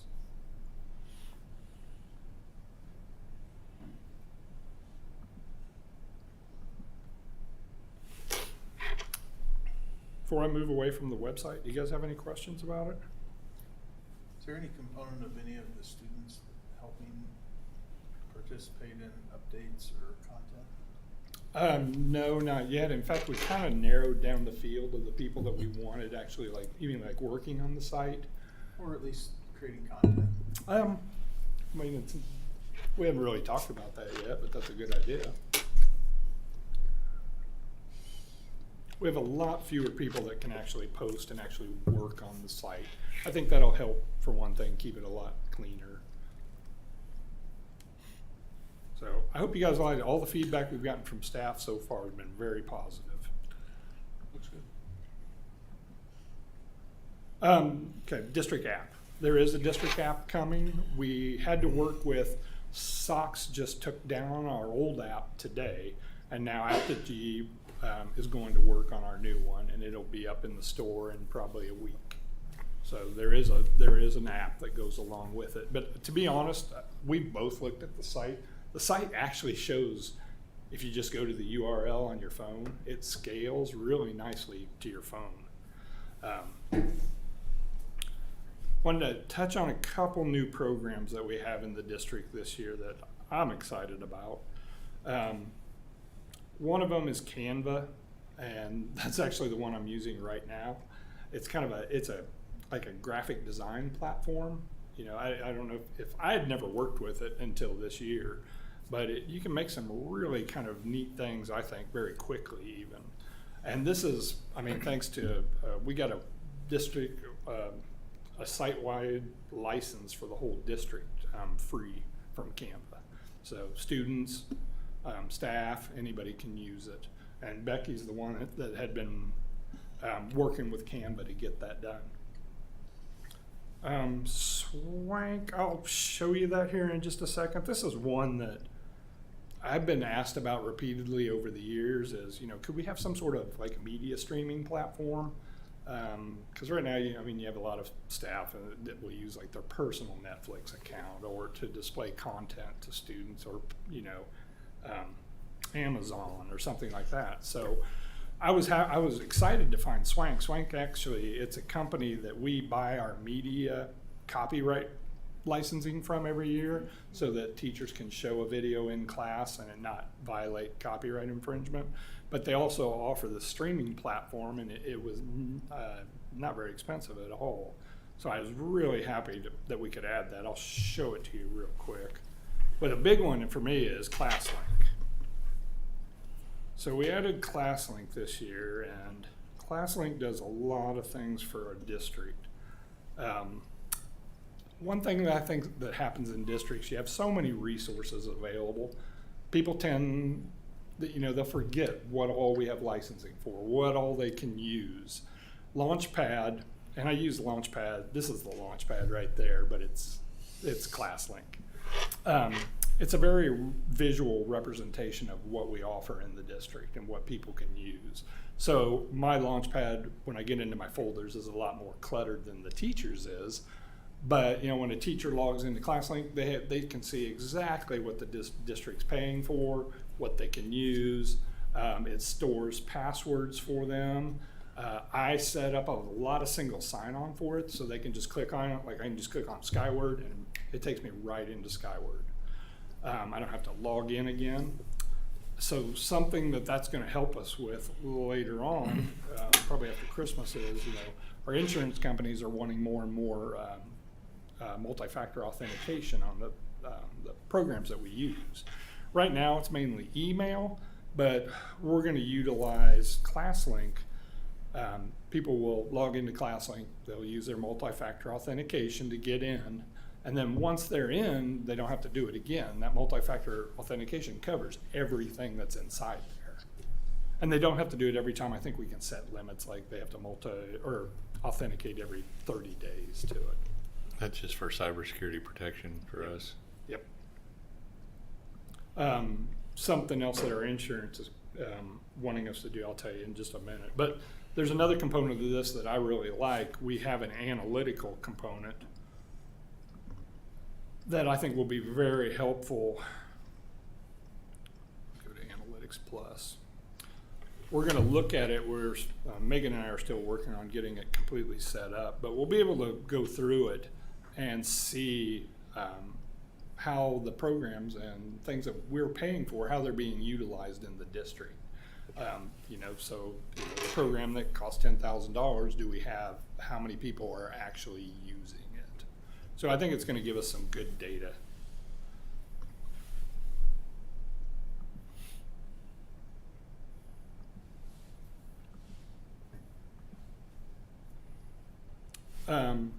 So phishing email training, we've started this year too. In fact, we're right in the middle of it. You guys may have seen an email even come to you on your district account. It's phishing email training, and we're using a company called KnowBe4. Baser's using them also, but yeah, the trainings are short. They're good. I've watched it a couple of times. So we plan on continuing to use that. Are you mandating all staff has to complete that then? Yes. Does that include us? Well, I can mark you complete.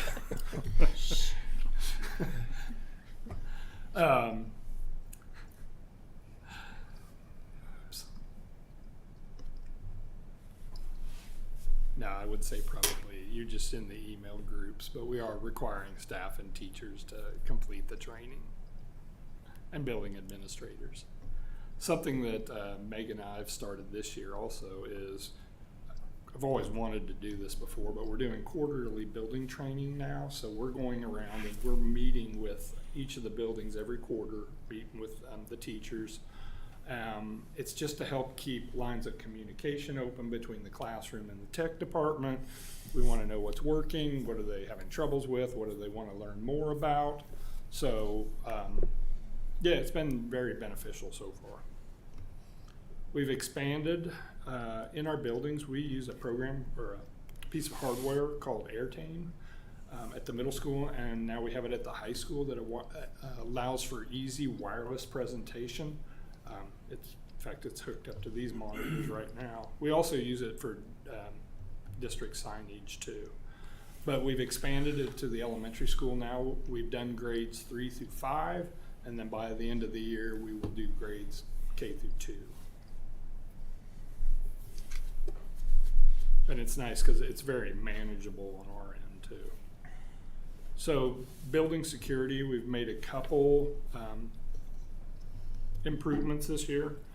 One, we've started with adding cell phone boosters to the building, and we've started in this building, and we're looking at putting it in all of our other buildings because some of our buildings have some real dead spots when it comes to cell phone usage, and you know, we kind of see that as a security issue because, you know, we want the teachers to be able to use Crisis Go or crisis management system on their phones or, you know, to be mobile. So yeah, we're looking at adding cell phone boosters to the buildings. It's helped here quite a bit.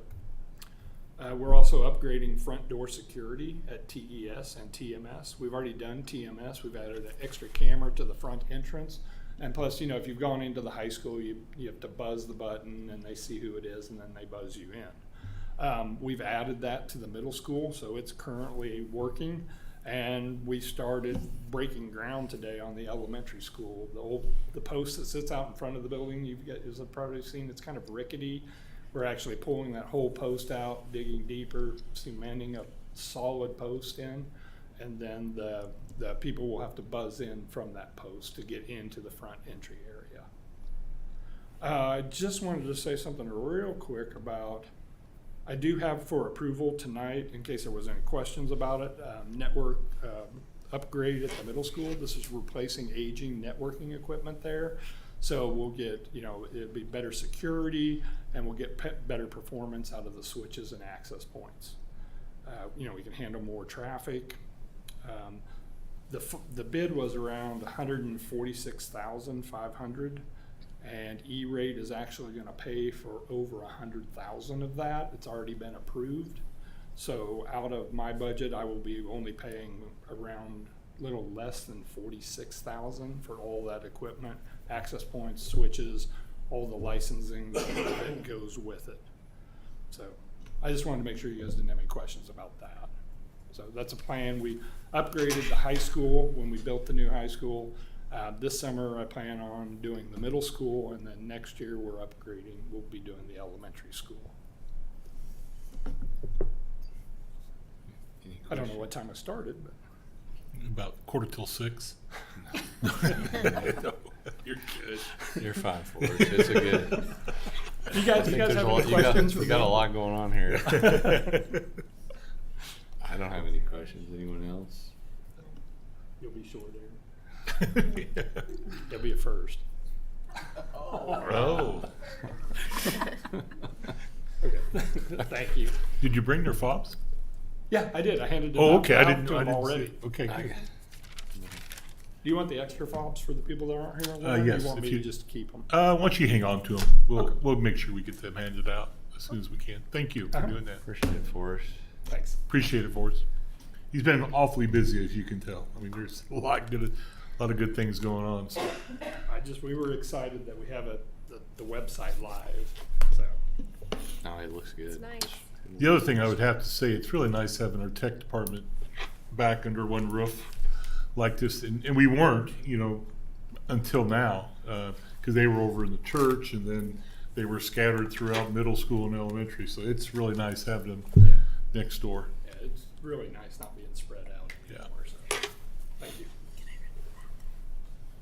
Can we take a 5-minute recess before you start? Jeez. 2. Yeah, Huh? That- Two? it'll take you that long to set up. There you go. We'll call in a session as soon as someone's back.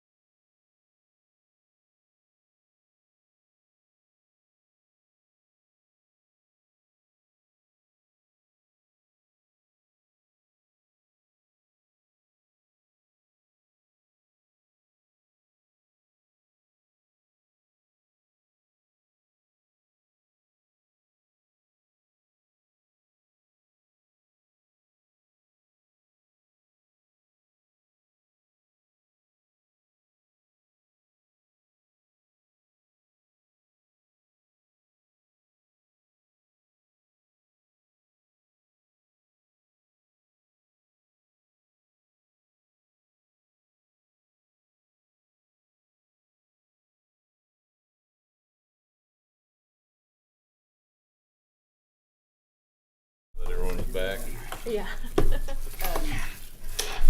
10 was the budget for room. Whenever you're, For sure. whenever you're ready. I mean, I'll bring it up and we'll talk about it. All right, we Whenever ready? you're ready. All right. Good evening. Okay. As you can kind of see from the report, things are kind of winding down here. So I've got a couple things to go through budget-wise. Everything is continuing to hold steady.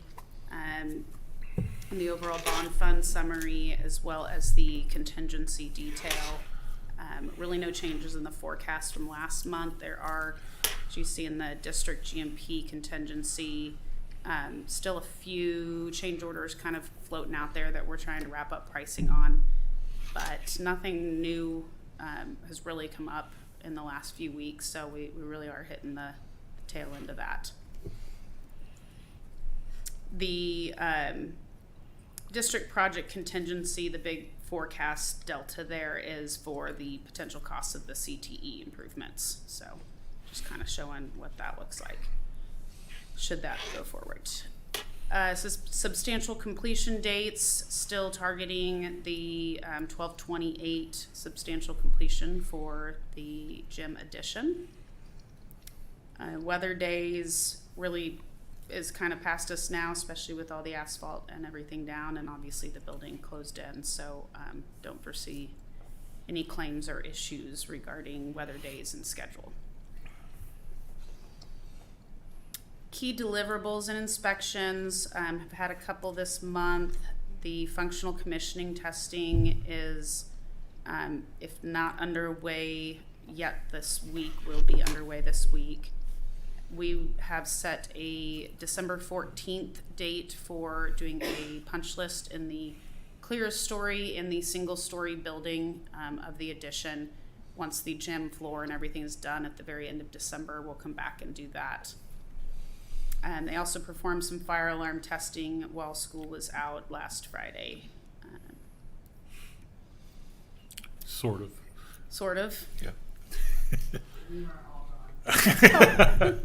Well, yes, well, the students were out on Friday on fire alarms, to clarify that. Key milestone dates. Again, this list is whittling down, but for those of you that joined the tour, the bleacher install and polished concrete are both currently ongoing. The gym floor finish or the carpet should be going in later or next week, and the gym floor finish and striping will occur once the bleacher install is complete. The owner FF&E install, Scott Rice delivery for the furniture and setup will now be happening on December 20th. Had a few days later, just they don't need as long for the install, so they're just gonna kind of put it so they wrap out that week before the holidays. On the gym floor finish, I know that wood floor finish can be pretty strong in terms of the chemical smell. Obviously, it's a long ways from the classroom wing, but is there anything going on in the old gym that would impact? I mean, we really haven't They talked shouldn't. about it. I've done a couple of gyms before, and as long as you have that sealed off, yeah, it should be fine. Yeah. There shouldn't be any issues. Well, because I know you guys resealed the existing gym here Right. not too long ago. and I don't recall. After about 7 to 10 days, it subsides pretty quickly. It's pretty strong right away.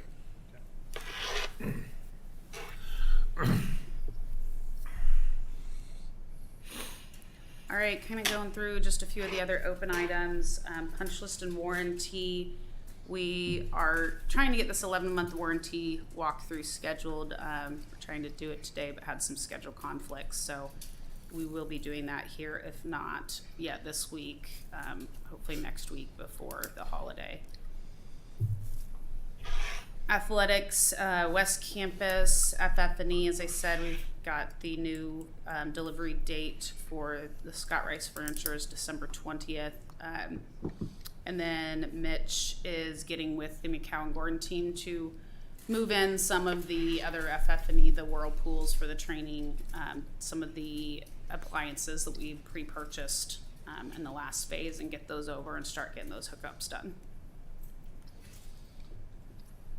The polished concrete and floor flatness, those of you who joined the tour were able to see that. The polished concrete underway, all the topping slabs and concrete have been poured and tested at this point. So should be able to see the finished product in the clear story area later this week.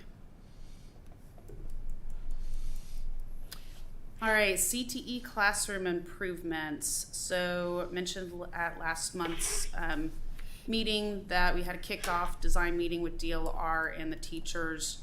The target completion for the design is December 14th, moving into bidding and permitting. So we are trying to get a meeting scheduled to discuss the furniture, which we hope to bring to the board next month for approval of the Scott Rice furniture order. There is a price increase expected in January for that, so that's kind of the idea of trying to get in here in December and get those locked in. And then on the agenda, the action item agenda tonight is the quote for the KCAV equipment portion of that CTE upgrade. So for the 4 CTE classrooms and then the 1 classroom behind the TPAC that Cody mentioned earlier that is currently used for the Success Center. Thank you, for the Success Center is included in that package. Is there any concern that action item is ahead of the design being complete? No, because the design will be, just like it was in the high school, is specifically designed around this equipment. We already had our learning process on how to get that right, so it's just some rough in, and they will coordinate with that.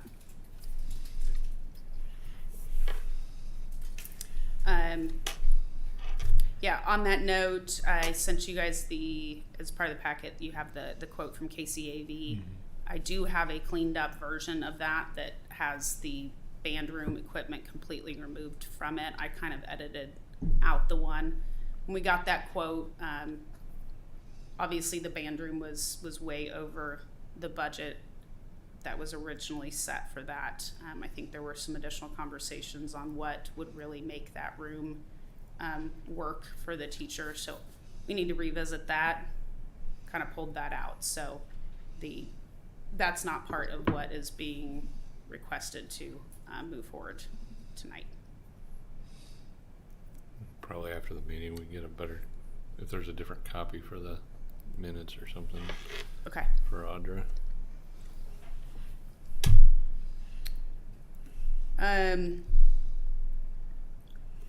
Yeah, and then on the CTE improvements too, I'd mentioned to Lauren, but just we need to determine the plan and the guidelines going forward for the bidding requirements for the CTE project. Once those documents are completed in December, we'll be creating an RFP and putting that out to bid. So just need to kind of circle up with the board on what those requirements are going to be and how that process is going to work.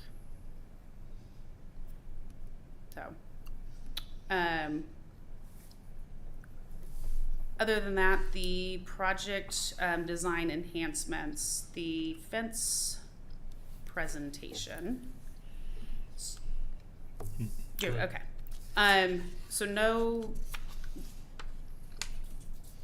This is kind of just a follow-up from what we all went over in Lauren's office a few weeks ago. So I put together kind of some more visuals, and I'll kind of scroll through it here. So back last year, this was the previous design where it was envisioned to have a fence all the way along the north side of the property, aligning with that sidewalk. And then we were at that time we kind of broken out the proposal into 2 phases. this big the north side of that, and then everything else was going to be officially priced and bid out later. So I know there's been some back and forth, and through experience of not having that section of fence, I think the staff felt that it wasn't really necessary to go all the way to the drive entry there on the north. So with that, kind of walked the site, looked at the existing condition, and this was the new proposed plan that, in conversations with Cody and Mitch and Lauren, is being put forth. So the red line with the squares is, we have the couple different options, and I'll pull them up in a second, but these were the couple different options we talked about. Option one would be that the red line with the squares there is the aluminum fence material, and then the red squares are brick column locations. So you've got 3 along here, and then 2 there at the main entry drive into the parking lot. The yellow with the circles is imagined to be black chain link fence. So you can see that goes along the east and the west side here. And then again, having the aluminum fence back along the south side at the actual main patron entry into the field. So that is the option. I know we talked a little bit about maybe having, at that point, just going all aluminum all the way around and not splitting it up. Before I go to the next page, I'll just jump in, kind of will zoom in of this main entry. So it would just be, now that we don't have the fence proposed here to the side, it would just be the 2 brick columns,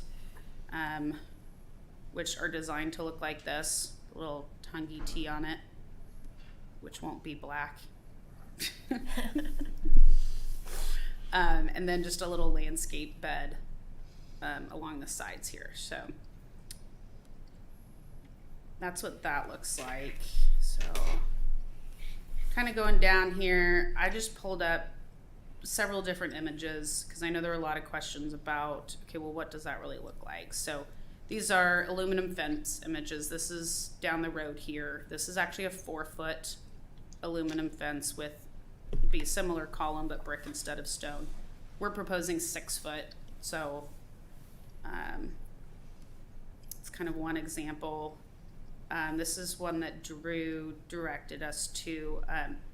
I believe this is actually an iron fence and not aluminum, but it has a similar look, and it is a 6 foot.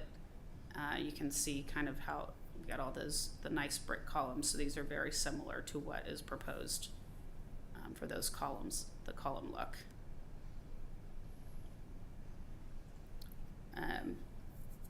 This is that same fence example, and just kind of showing what those columns at the front entry could look like, and really just framing that driveway and giving it a definition when you're coming down 2440, just something to show you where you actually make that turn.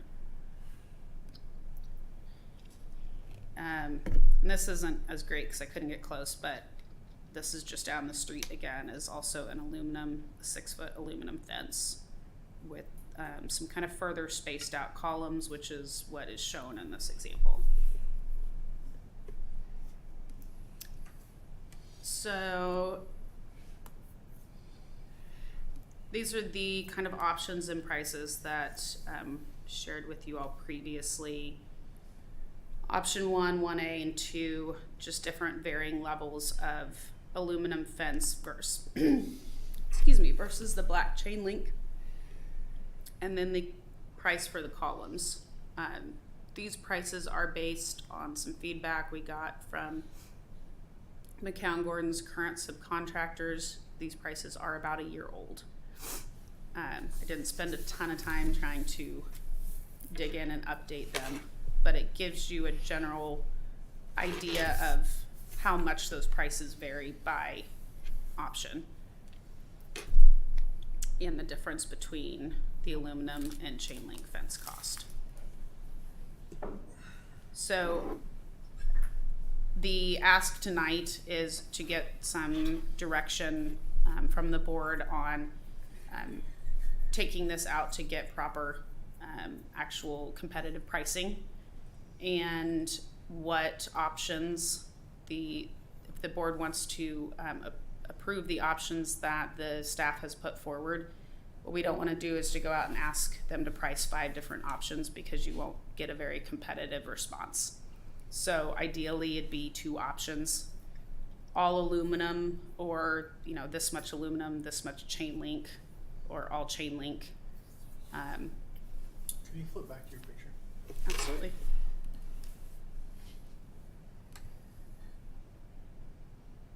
What, this picture?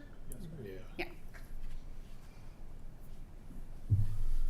So I said something about it when we had that special meeting, but I don't have any issue with the chain link on the west side there.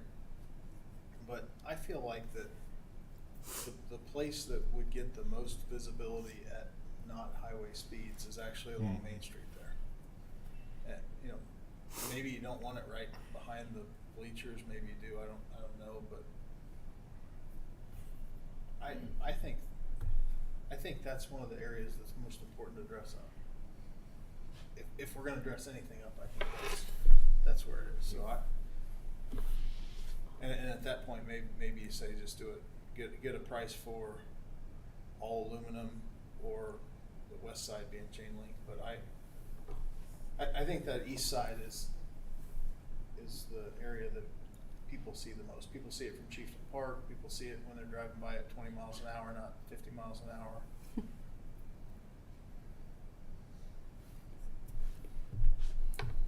Yeah, I think if we're switching different fences doesn't necessarily make them, it makes economic sense, but maybe not visually. Yeah. I don't Well- think there's that much difference in price to really. Yeah. I mean, I think the 2 options would be all aluminum or the west side being chain link. But I think the north and east sides ought to match and ought to be something that's. Is there a reason on that west side by the gate, or where the patrons enter, and then I know like a lot of times the Booster Club cooks right there, is that just chain link because it's easier to have a bigger gate of some kind and access, or is that just? So the transition to chain link here is shown where the back of the bleachers start, and okay, yeah, okay. I thought it was I thought it was just past the ticket booth, but I guess I'm looking at that wrong now. yeah, yeah. So you really, when you get kind of to the edge You're here, not gonna see anything. yeah, I It's mean, right up against the bleachers almost. yeah, it's really tucked under there, and you really don't notice it at all once you get right there to that And I point. don't think that would look bad, but I mean, at that point, probably doesn't save you much money either. So. Is it already chain link back there? Or is Yeah, it it's chain black? link now. Is it the black stuff? It is the black. Is it the black? Wait a second. Or is it just regular chain? I think it's just regular chain Mitch link could there. tell us right away. I know. Does it get the I know I one have a from picture the of it. north end of the bleachers to the storage shed? Is there no fence there now? There's a fence. Yeah, this is all chain link currently here. Where we're missing fence right now is this section right up in here. Yeah, I'm kind of adjusting like all or maybe that little backside, but I don't know Keep if that that chain link. even matters. I like I said, I think it's almost more important there on the east than the north even, because I mean on the north it's all highway speed stuff. But I'd probably do both for me. At least get a price for both. I have a quick question. Can you, or have you already had a discussion about adding a gate from the storage shed to the bleachers? Yeah. Because during it, oh, you have? You Yeah, don't I want think you one brought there? that was brought up. There should be a gate there, I think. It's not on there, but I just know if you're at a Okay, track we're meet, at exactly, it Kat? would be helpful. Yeah. Where are Wh- you? Which one? So from the bleacher on the north side of the bleachers to the storage shed, There's a small gate right there, right there. what's not shown on there, is it? It's just a walk-through gate. It's not a drop. I don't know if you can get a, well, they can get the lawnmower in there. Well, It's a drive-through gate. Are you saying right in here somewhere? Yes. It's right about north Because of that. if you're north. Yeah. at a track meet, No. Right where you're at. Right where your arrow is at. Right up. Keep going up. Right there. That's where it's at now. That's where there's a gate now. right, but it's not shown on here, so I just want to make sure you don't miss it. Yeah. No, they need to have that to be able to get Yeah. in there. Okay. Yeah, I will add that. I don't think we talked about that there was a gate over there, and I didn't walk over there. There's So some yeah, we were flow talking about issues. this gate here. And then I don't know if you're doing the fence again. So the only way right now you can get like an emergency vehicle into the field is over there, right? Yep. So would it make sense to make the gate over by the ticket booth? There's the two same there's width? two areas, Kyle. There is? There's another one right by the ticket booth. where And the that's booth- wide enough too? Oh yeah, it's a double gate. Okay, Yeah. It's actually bigger than the gate up there. okay. Yeah. No, we did talk about that because we actually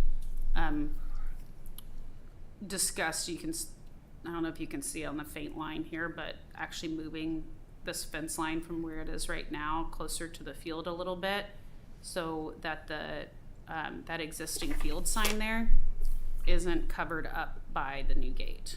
So this fence would actually die into one side of that sign, and the other fence would pick up on the other side, so it's featured more prominently and you can really see it Right now, the Beatty sign is behind, behind the fence.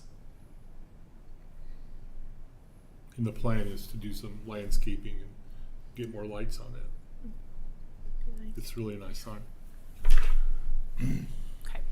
Is this an actual action item later, or is It's- it just yeah. okay? Yeah, it is. Okay. I mean, We don't have a dollar amount though. I don't know that we can have an I action. mean, No, it's just to move forward with the bids. Yeah. I mean, I don't know if we need an action item to go forward with to bid it, but I guess we can phrase something to go get a bid. That's all. It was trying to come to a consensus. Yeah, I think it was more coming to a consensus of of the designed approach to it, so that we don't go out, Right. exercise the market on 3 different options and come back and it's differs from an option that the rest of you would like to see move forward. So, I think it's pretty clear. any other questions on the quote, or want to wait until we get to the action item? Probably see if there's any questions with the action item. Okay. If you can hang around, we can get into Yep. that. Anything else? I mean, it Appreciate looks like it. everything else is going well. at Yeah. School. Thank Yeah. you. I have about, maybe two more board meetings on the actual bond project, so. And this is a bit random, but when we came tonight after the tour from the high school up to this turn in here for the building, there's like no light on our entrance. Like We've talked. some of it's my age and my vision, but I No, was it's like, dark. man, where do I It is turn to dark. get in here to the We talked about putting a light on the edge of the northwest edge of that building, and it just hasn't been done yet. Yeah. If that's even the right answer, because it is a very dark. Yeah, it looked like we got need to do something there to get Yeah, in. what's- I Mitch- almost wonder if if you're gonna put fillers on the main entrance, I almost wonder if. Yeah, that was brought up. on the- Do it on the west entrance too. Let's take a look, and that way we could landscape it where you got Maybe- lights on. Maybe even label them then main entrance, west entrance. Yeah. Then people would know where to go. Yeah. There's not gonna It'd be, be there's nice no to have a power district there for, office there's no sign. power there for lights though, or, I mean, it would stand out, I guess, more. Yeah, I mean, You can do solar, there's a bunch of stuff Yeah. you can do there. We'll do it. We'll low talk about it. voltage. so you Yeah, can- because all the rest. That would be very, very helpful. Yeah. That was the first time I noticed it. It was like, whoa. Yeah, it's dark. Yeah, and I know, but yeah. I mean, I know when they designed the lighting, there were certain guidelines with the bleed over into the highway, but you've got one down here at your east entry that's fairly close, so Well, I mean, if Something I we, can if have we can you maybe, all put- look at. we might want to, yeah, if we can Yeah. kind of put that on the radar before we Very wrap good. up or something. Very Okay, good. thank you. Thank you. All right. That ends all of our presentations tonight. I'd entertain a motion. Well, I move we approve the consent agenda. I second it. It's all in favor, raise your right hand. Motion carried. All right, no public comment. I understand. That would put us into reports. Lauren's update. Okay, I'll try to move through this pretty quick. So on mine, I did hand out just a very rough draft for our open house plans, and you should have that. I've been meeting, Kai helped me with it, but I also been meeting with Cody and Josie on that. And so this is still fluid, but it does kind of highlight some of the things that we're trying to do with a little bit of a timeline. I've been contacting vendors for donations for the raffle items, met with Kaya about the giveaway, and I think that was ordered. So, I mean, everything's in motion, and we feel pretty good about it. And so we're planning a kind of an exciting night that night on the 16th. Map data, I keep touching on base on this, and Tanya might even mention it in her report, but in the January board meeting, there'll be more information coming forth from all three building levels. And so we may have to kind of plan accordingly, how deep we dive into that, because it does take a lot of time to go into that. So we may be talking about that, a little more. It's a time-consuming conversation that will be had with the board and my administrative team. The vision, mission, goals, just don't want you to think that we've given up on it. We haven't. We're working on a lot of different projects, and I know Becky and Forrest, we're working a lot on the website and all the other things that she's got going on. Then hopefully after this board meeting, we can turn our attention back to some of the vision, mission, goals, so we can have a presentation in December for you. The job fair, we did have it. I tell you what, it's the nature of what's going on in this world. We put a lot of effort into the job fair, and with I'm going to say very little success.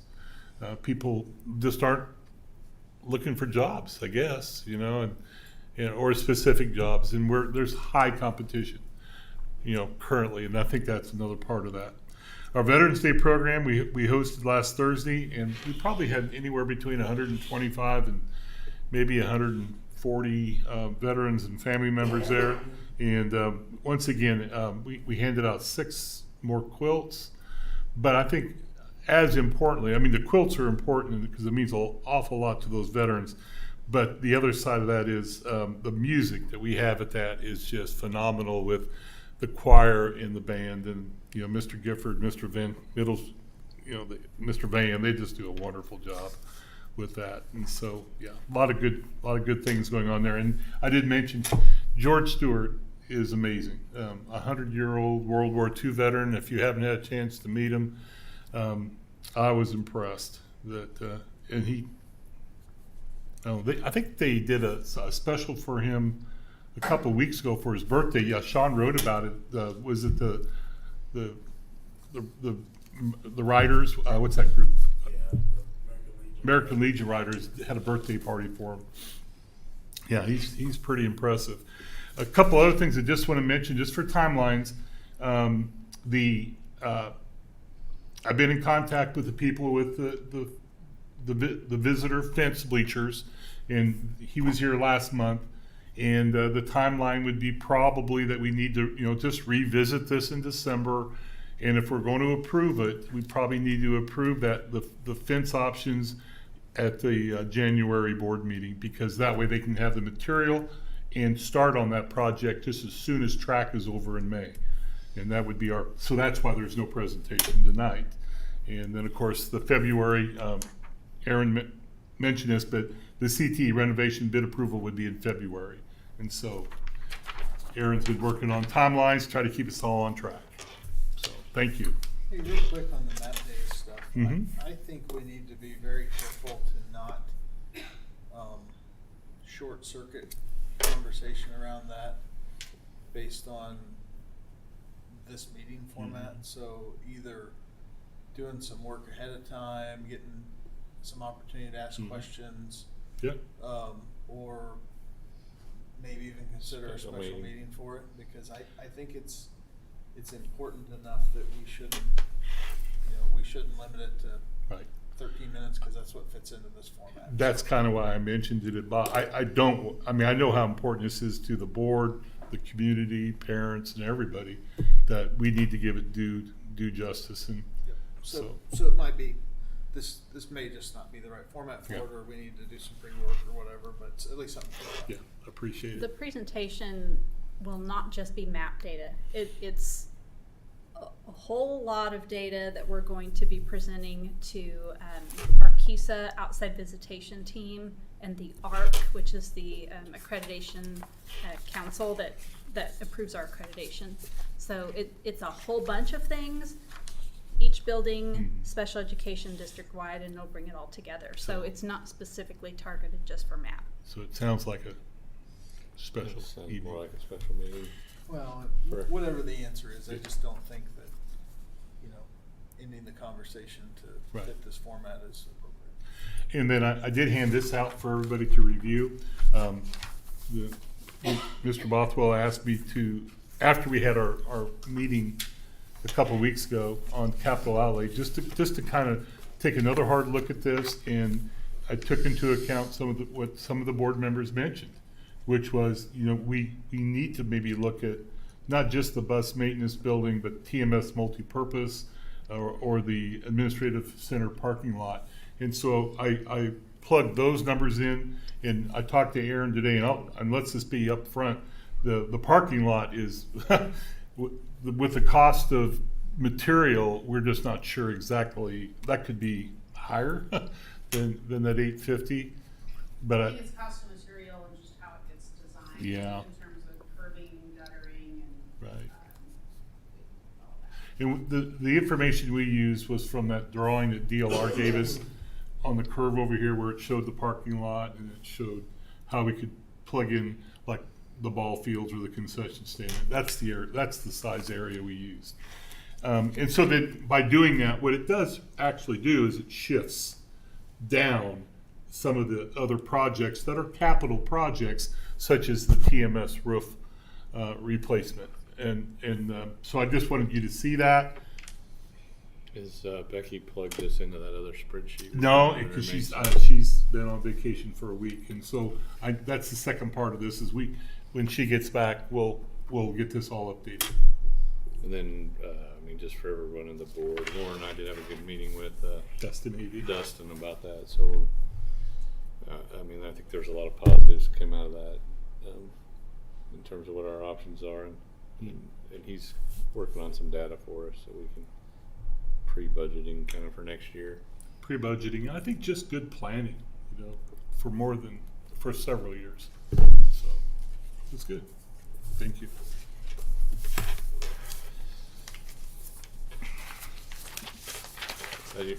I'm done. Tanya. All right. In your packet later on down in the board meeting during the approval process would be the new course approvals. The Teaching and Learning Committee met and approved courses. Most of those are for career tech ed courses, and they're required as part of the pathway process. So there are a few others based on student interest and departmental realignments that we've proposed on there also. I've also included our professional development topics for October 20th and for November 11th. October 20th really hit on the letters training for our K through 3 teachers, and then the essential standards for really our grades 4 through 12.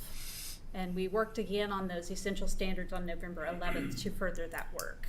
We've also looked into Exact Path. The high school mentioned Exact Path that the reading lab and math lab is using. We also use that grades 4 through 12. There's some other work that we accomplished on November 11th. We had the structured literacy training for 4th and 5th grade teachers, and that is to really prepare them for their letters training that will be starting next year, and then continuing that work on essential standards. All right. Also, the high school mentioned that we had our PLC training November 1st and 2nd. That was quite possibly the best training I've ever attended. I have never seen our building leadership teams more engaged, in great discussion. There was so much of the foundational structure to PLC that we were putting into place. It's almost like we had to unlearn what we had learned incorrectly and relearn really the correct way that PLC should be run. And it was really, the presenter was amazing. The way she weaved in the foundational structures of PLC with those high quality instructional strategies was amazing. She was amazing. So we are bringing her back for further training, and that will build upon what we've learned and take that back to our BLTs. Once we've had more training on that, I'd like for our building leadership teams to talk about that with you, to talk about what they've learned. It's really made an impact with them, and the discussion was amazing. So I'm anxious to see what our next steps are and move forward with that training. All right, that's what I've got. Any questions? If there are none, we'll move into action items. Section 5 of the agenda.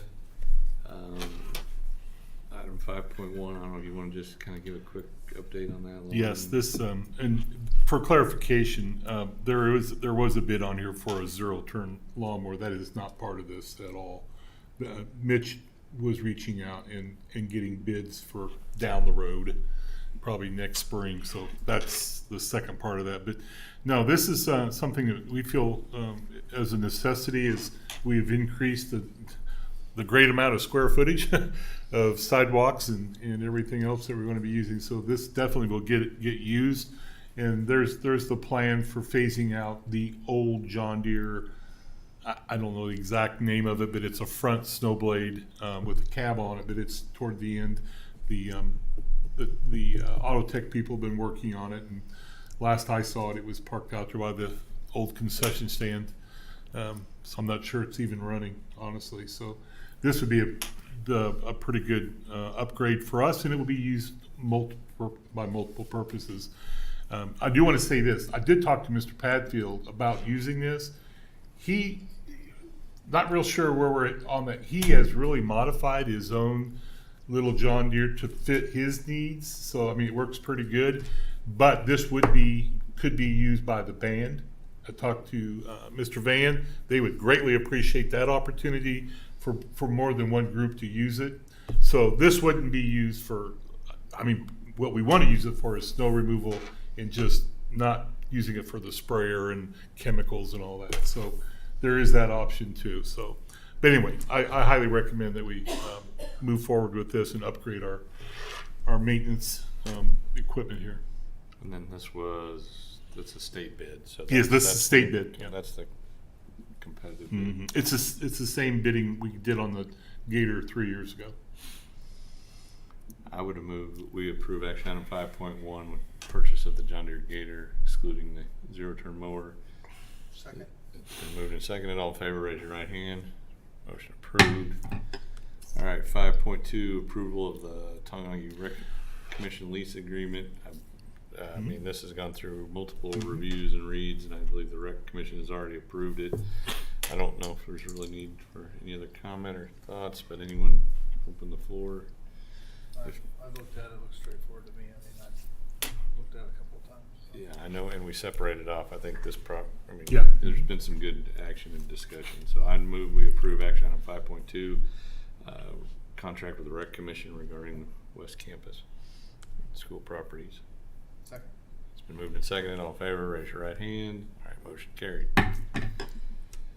Interior approval of interior window shades for privacy. You want to give Yeah. a quick overview of that? This actually started, this discussion started last spring, not too long after the staff moved into the new academic wing. Mr. Farrar approached me about it. He had been visiting with the BLTs and the staff. And so we kind of pushed off on this, and through the summer, some of the BLT meetings that took place with the new principal and Kelly and Josie, they continued to ask if there was an option to do this. And so I did visit with a few of the teachers about it. Because if you go up there, what you're going to see is, and I don't think I'm wrong, probably 70% of the teachers who don't have any curtains or shades on their windows. And you'd be one of them. And so they have it wide open. You can see in and everything else. There are some teachers who have put up shades for multiple reasons, and some of it is, and for the one that they tell me most prominently, privacy. It could be for classroom instruction. It could be for during their plan time. It could be just that they don't want people looking in when their classes are doing a certain project. I kind of get that as a teacher. I understood that. The biggest thing is just the option of having that privacy if they need it. And that's what we looked at. I think there was good discussion. And I like uniformity. I like it to look good. And I think this is a great option to do that. It's the same company that put the outside ones on that I think are pretty durable. They look nice. They're the chain-driven ones that go up and down. So I fully support this. I think this will be something that would be used by the teachers for many, many years. And it'll be a great look, I think, and get some of the curtains. Have the outside ones held up okay? I think so. I'd ask a teacher here. They look real durable. They are. The only thing is, I would say they aren't always easy to pull. They're chain driven. They could hurt your, like mine go up and down all the time. The sun and I was getting pulled over on the curb. So I have a lot of action, but I would definitely, they're good shade. You can still see through them, but they block like most of the light that's going on. So. Distractions would be just the option I think would be valuable for, like I said, it's not a short-term answer. This is a long-term, I think, solution to this. Well, it's consistent with what we have now, Yeah. so it's probably I would think for testing, yeah. being able to just eliminate distractions Yeah. would be good. I can give you a great example of that. Several weeks ago, I was giving a test, and I do not use any blinds or anything when I'm in there. I'm just wide open. And another teacher was having an activity where they were having like a conquer the world kind of thing. Everybody was claiming their own countries. Literally, people were running and jumping and putting Post-its all over the places while I'm trying to give a test. So it would have been awesome for me to be able to just maybe draw shade that one particular period or until everybody was done and not have to watch. It was distracting to me, and I wasn't taking an act. Appreciate it. I saw that. So, thank you. Lauren has the budget of 20,000, so this is just a little over that. But so One other thing, I think it might make sense, again, small dollar amount on a school project, but I wonder if there's ever an opportunity to give feedback back to DLR to say, you designed X and here's how we found X to work so that some other district can benefit from what we've learned. I think that's interesting because what I shared, I think, with some of the board members is when I was in Ottawa about 2 months ago, that they were starting to I call it cover up some of their spaces, and that's a discussion I can have with DLR. I know what the theory was. I really do. I appreciated what we were trying to do. It's just it comes down to flexibility. This is kind of the best of both worlds. I think it is. It's a compromise. Thank you. I would move we approve action item 5.3. Is there a second? Second. All in favor, raise your right hand. Motion carried. Approval of Beatty Field option. I guess we're just putting it out to bid. I don't really feel like this is an action item per se, given that there's not a dollar amount tied to it, but I'd be supportive of the two options we talked about, either all aluminum or chain link on the west. Is it all right if we look at the 2 columns for the up here too, then to add that as part of that option? You want that separate? Yeah, and I think, my sense is if you get a price on columns, you can multiply that out pretty Okay. easy. I didn't know if there was any restrictions from KDOT. I have no idea. No, they would be inside, they would be. Okay, all right, all right. They wouldn't be back a little bit. Yeah, I mean, I think you should probably bid for, I mean, if we're gonna put in one entrance, it probably would look better if they're at both, and then I guess we can decide it cost-wise. Yeah. Hopefully it's not too dark and we don't take them out right off the bat. It is dark. Yeah. Coming from either direction. Yeah. It was dark tonight, right? So we I don't. mean, need- can we table this, or do we just have them get a bid? I guess if we have a general Consensus I would table it. to move forward.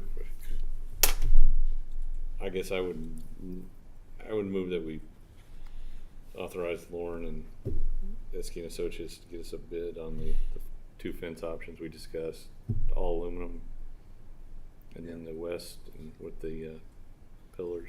Yeah, with no commitment until we see the dollar amounts. Yeah, yes, I add that to them. I In my second. motion to include his No, that's comment. exactly how you do It's it. been seconded. All in favor, raise your right hand. Thanks, Karen. Hopefully that got that, Audra, okay? Justin, what was the part that you added? It wasn't we haven't agreed to buy anything. We've agreed to. No dollar amount Okay. was approved. No commitment for spending. Okay, 5.5, approval of the scope for the CTE renovation of the AV equipment. Any comment or discussion, questions? I think we talked about it a little bit. Obviously, the CTE renovation is existing building, vastly different than the new classroom wing. But is there anything related to? I know you said we're good on the equipment, but is there anything else we learned? I mean, the blinds really don't apply, but I mean.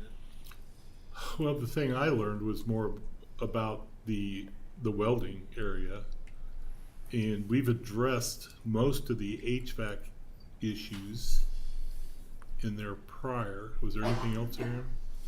Are you Plumbing. talking, Justin, in relation To to tech- AV or just to the overall?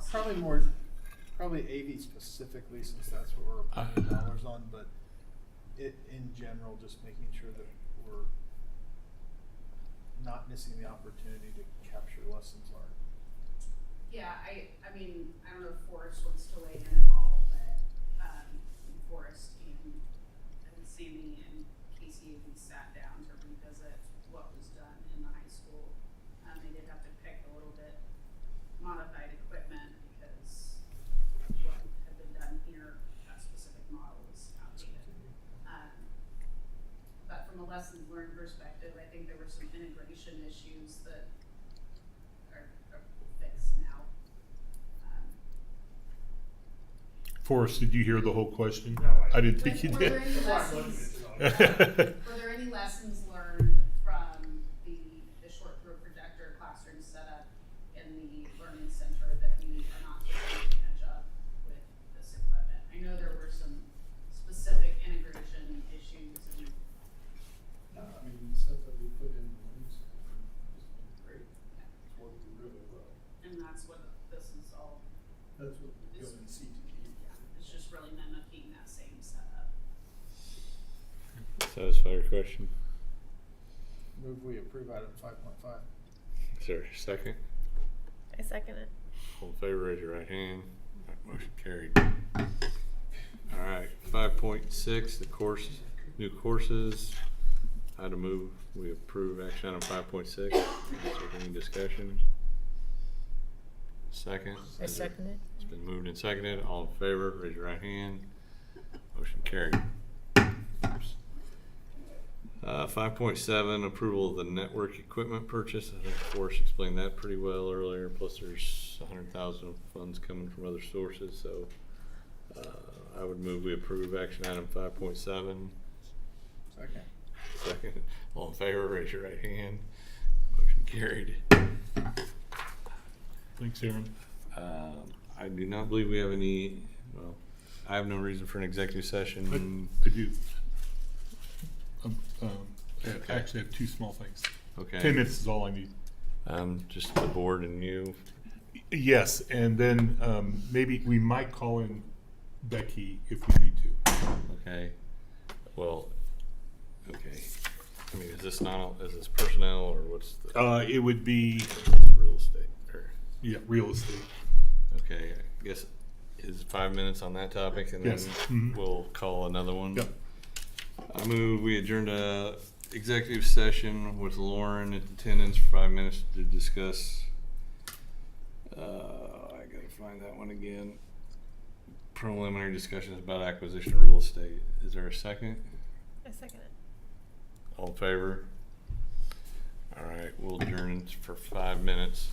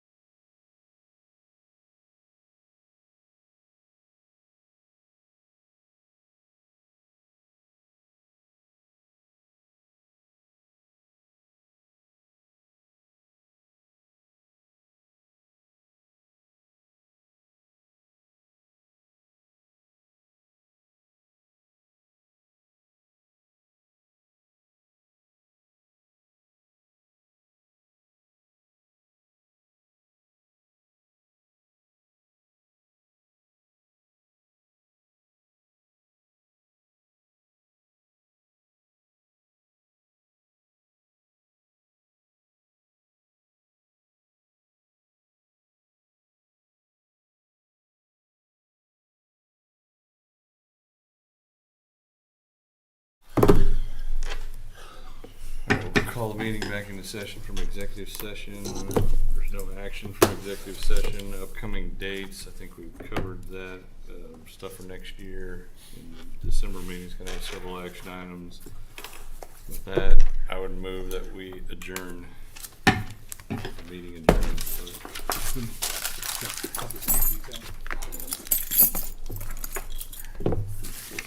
Karen.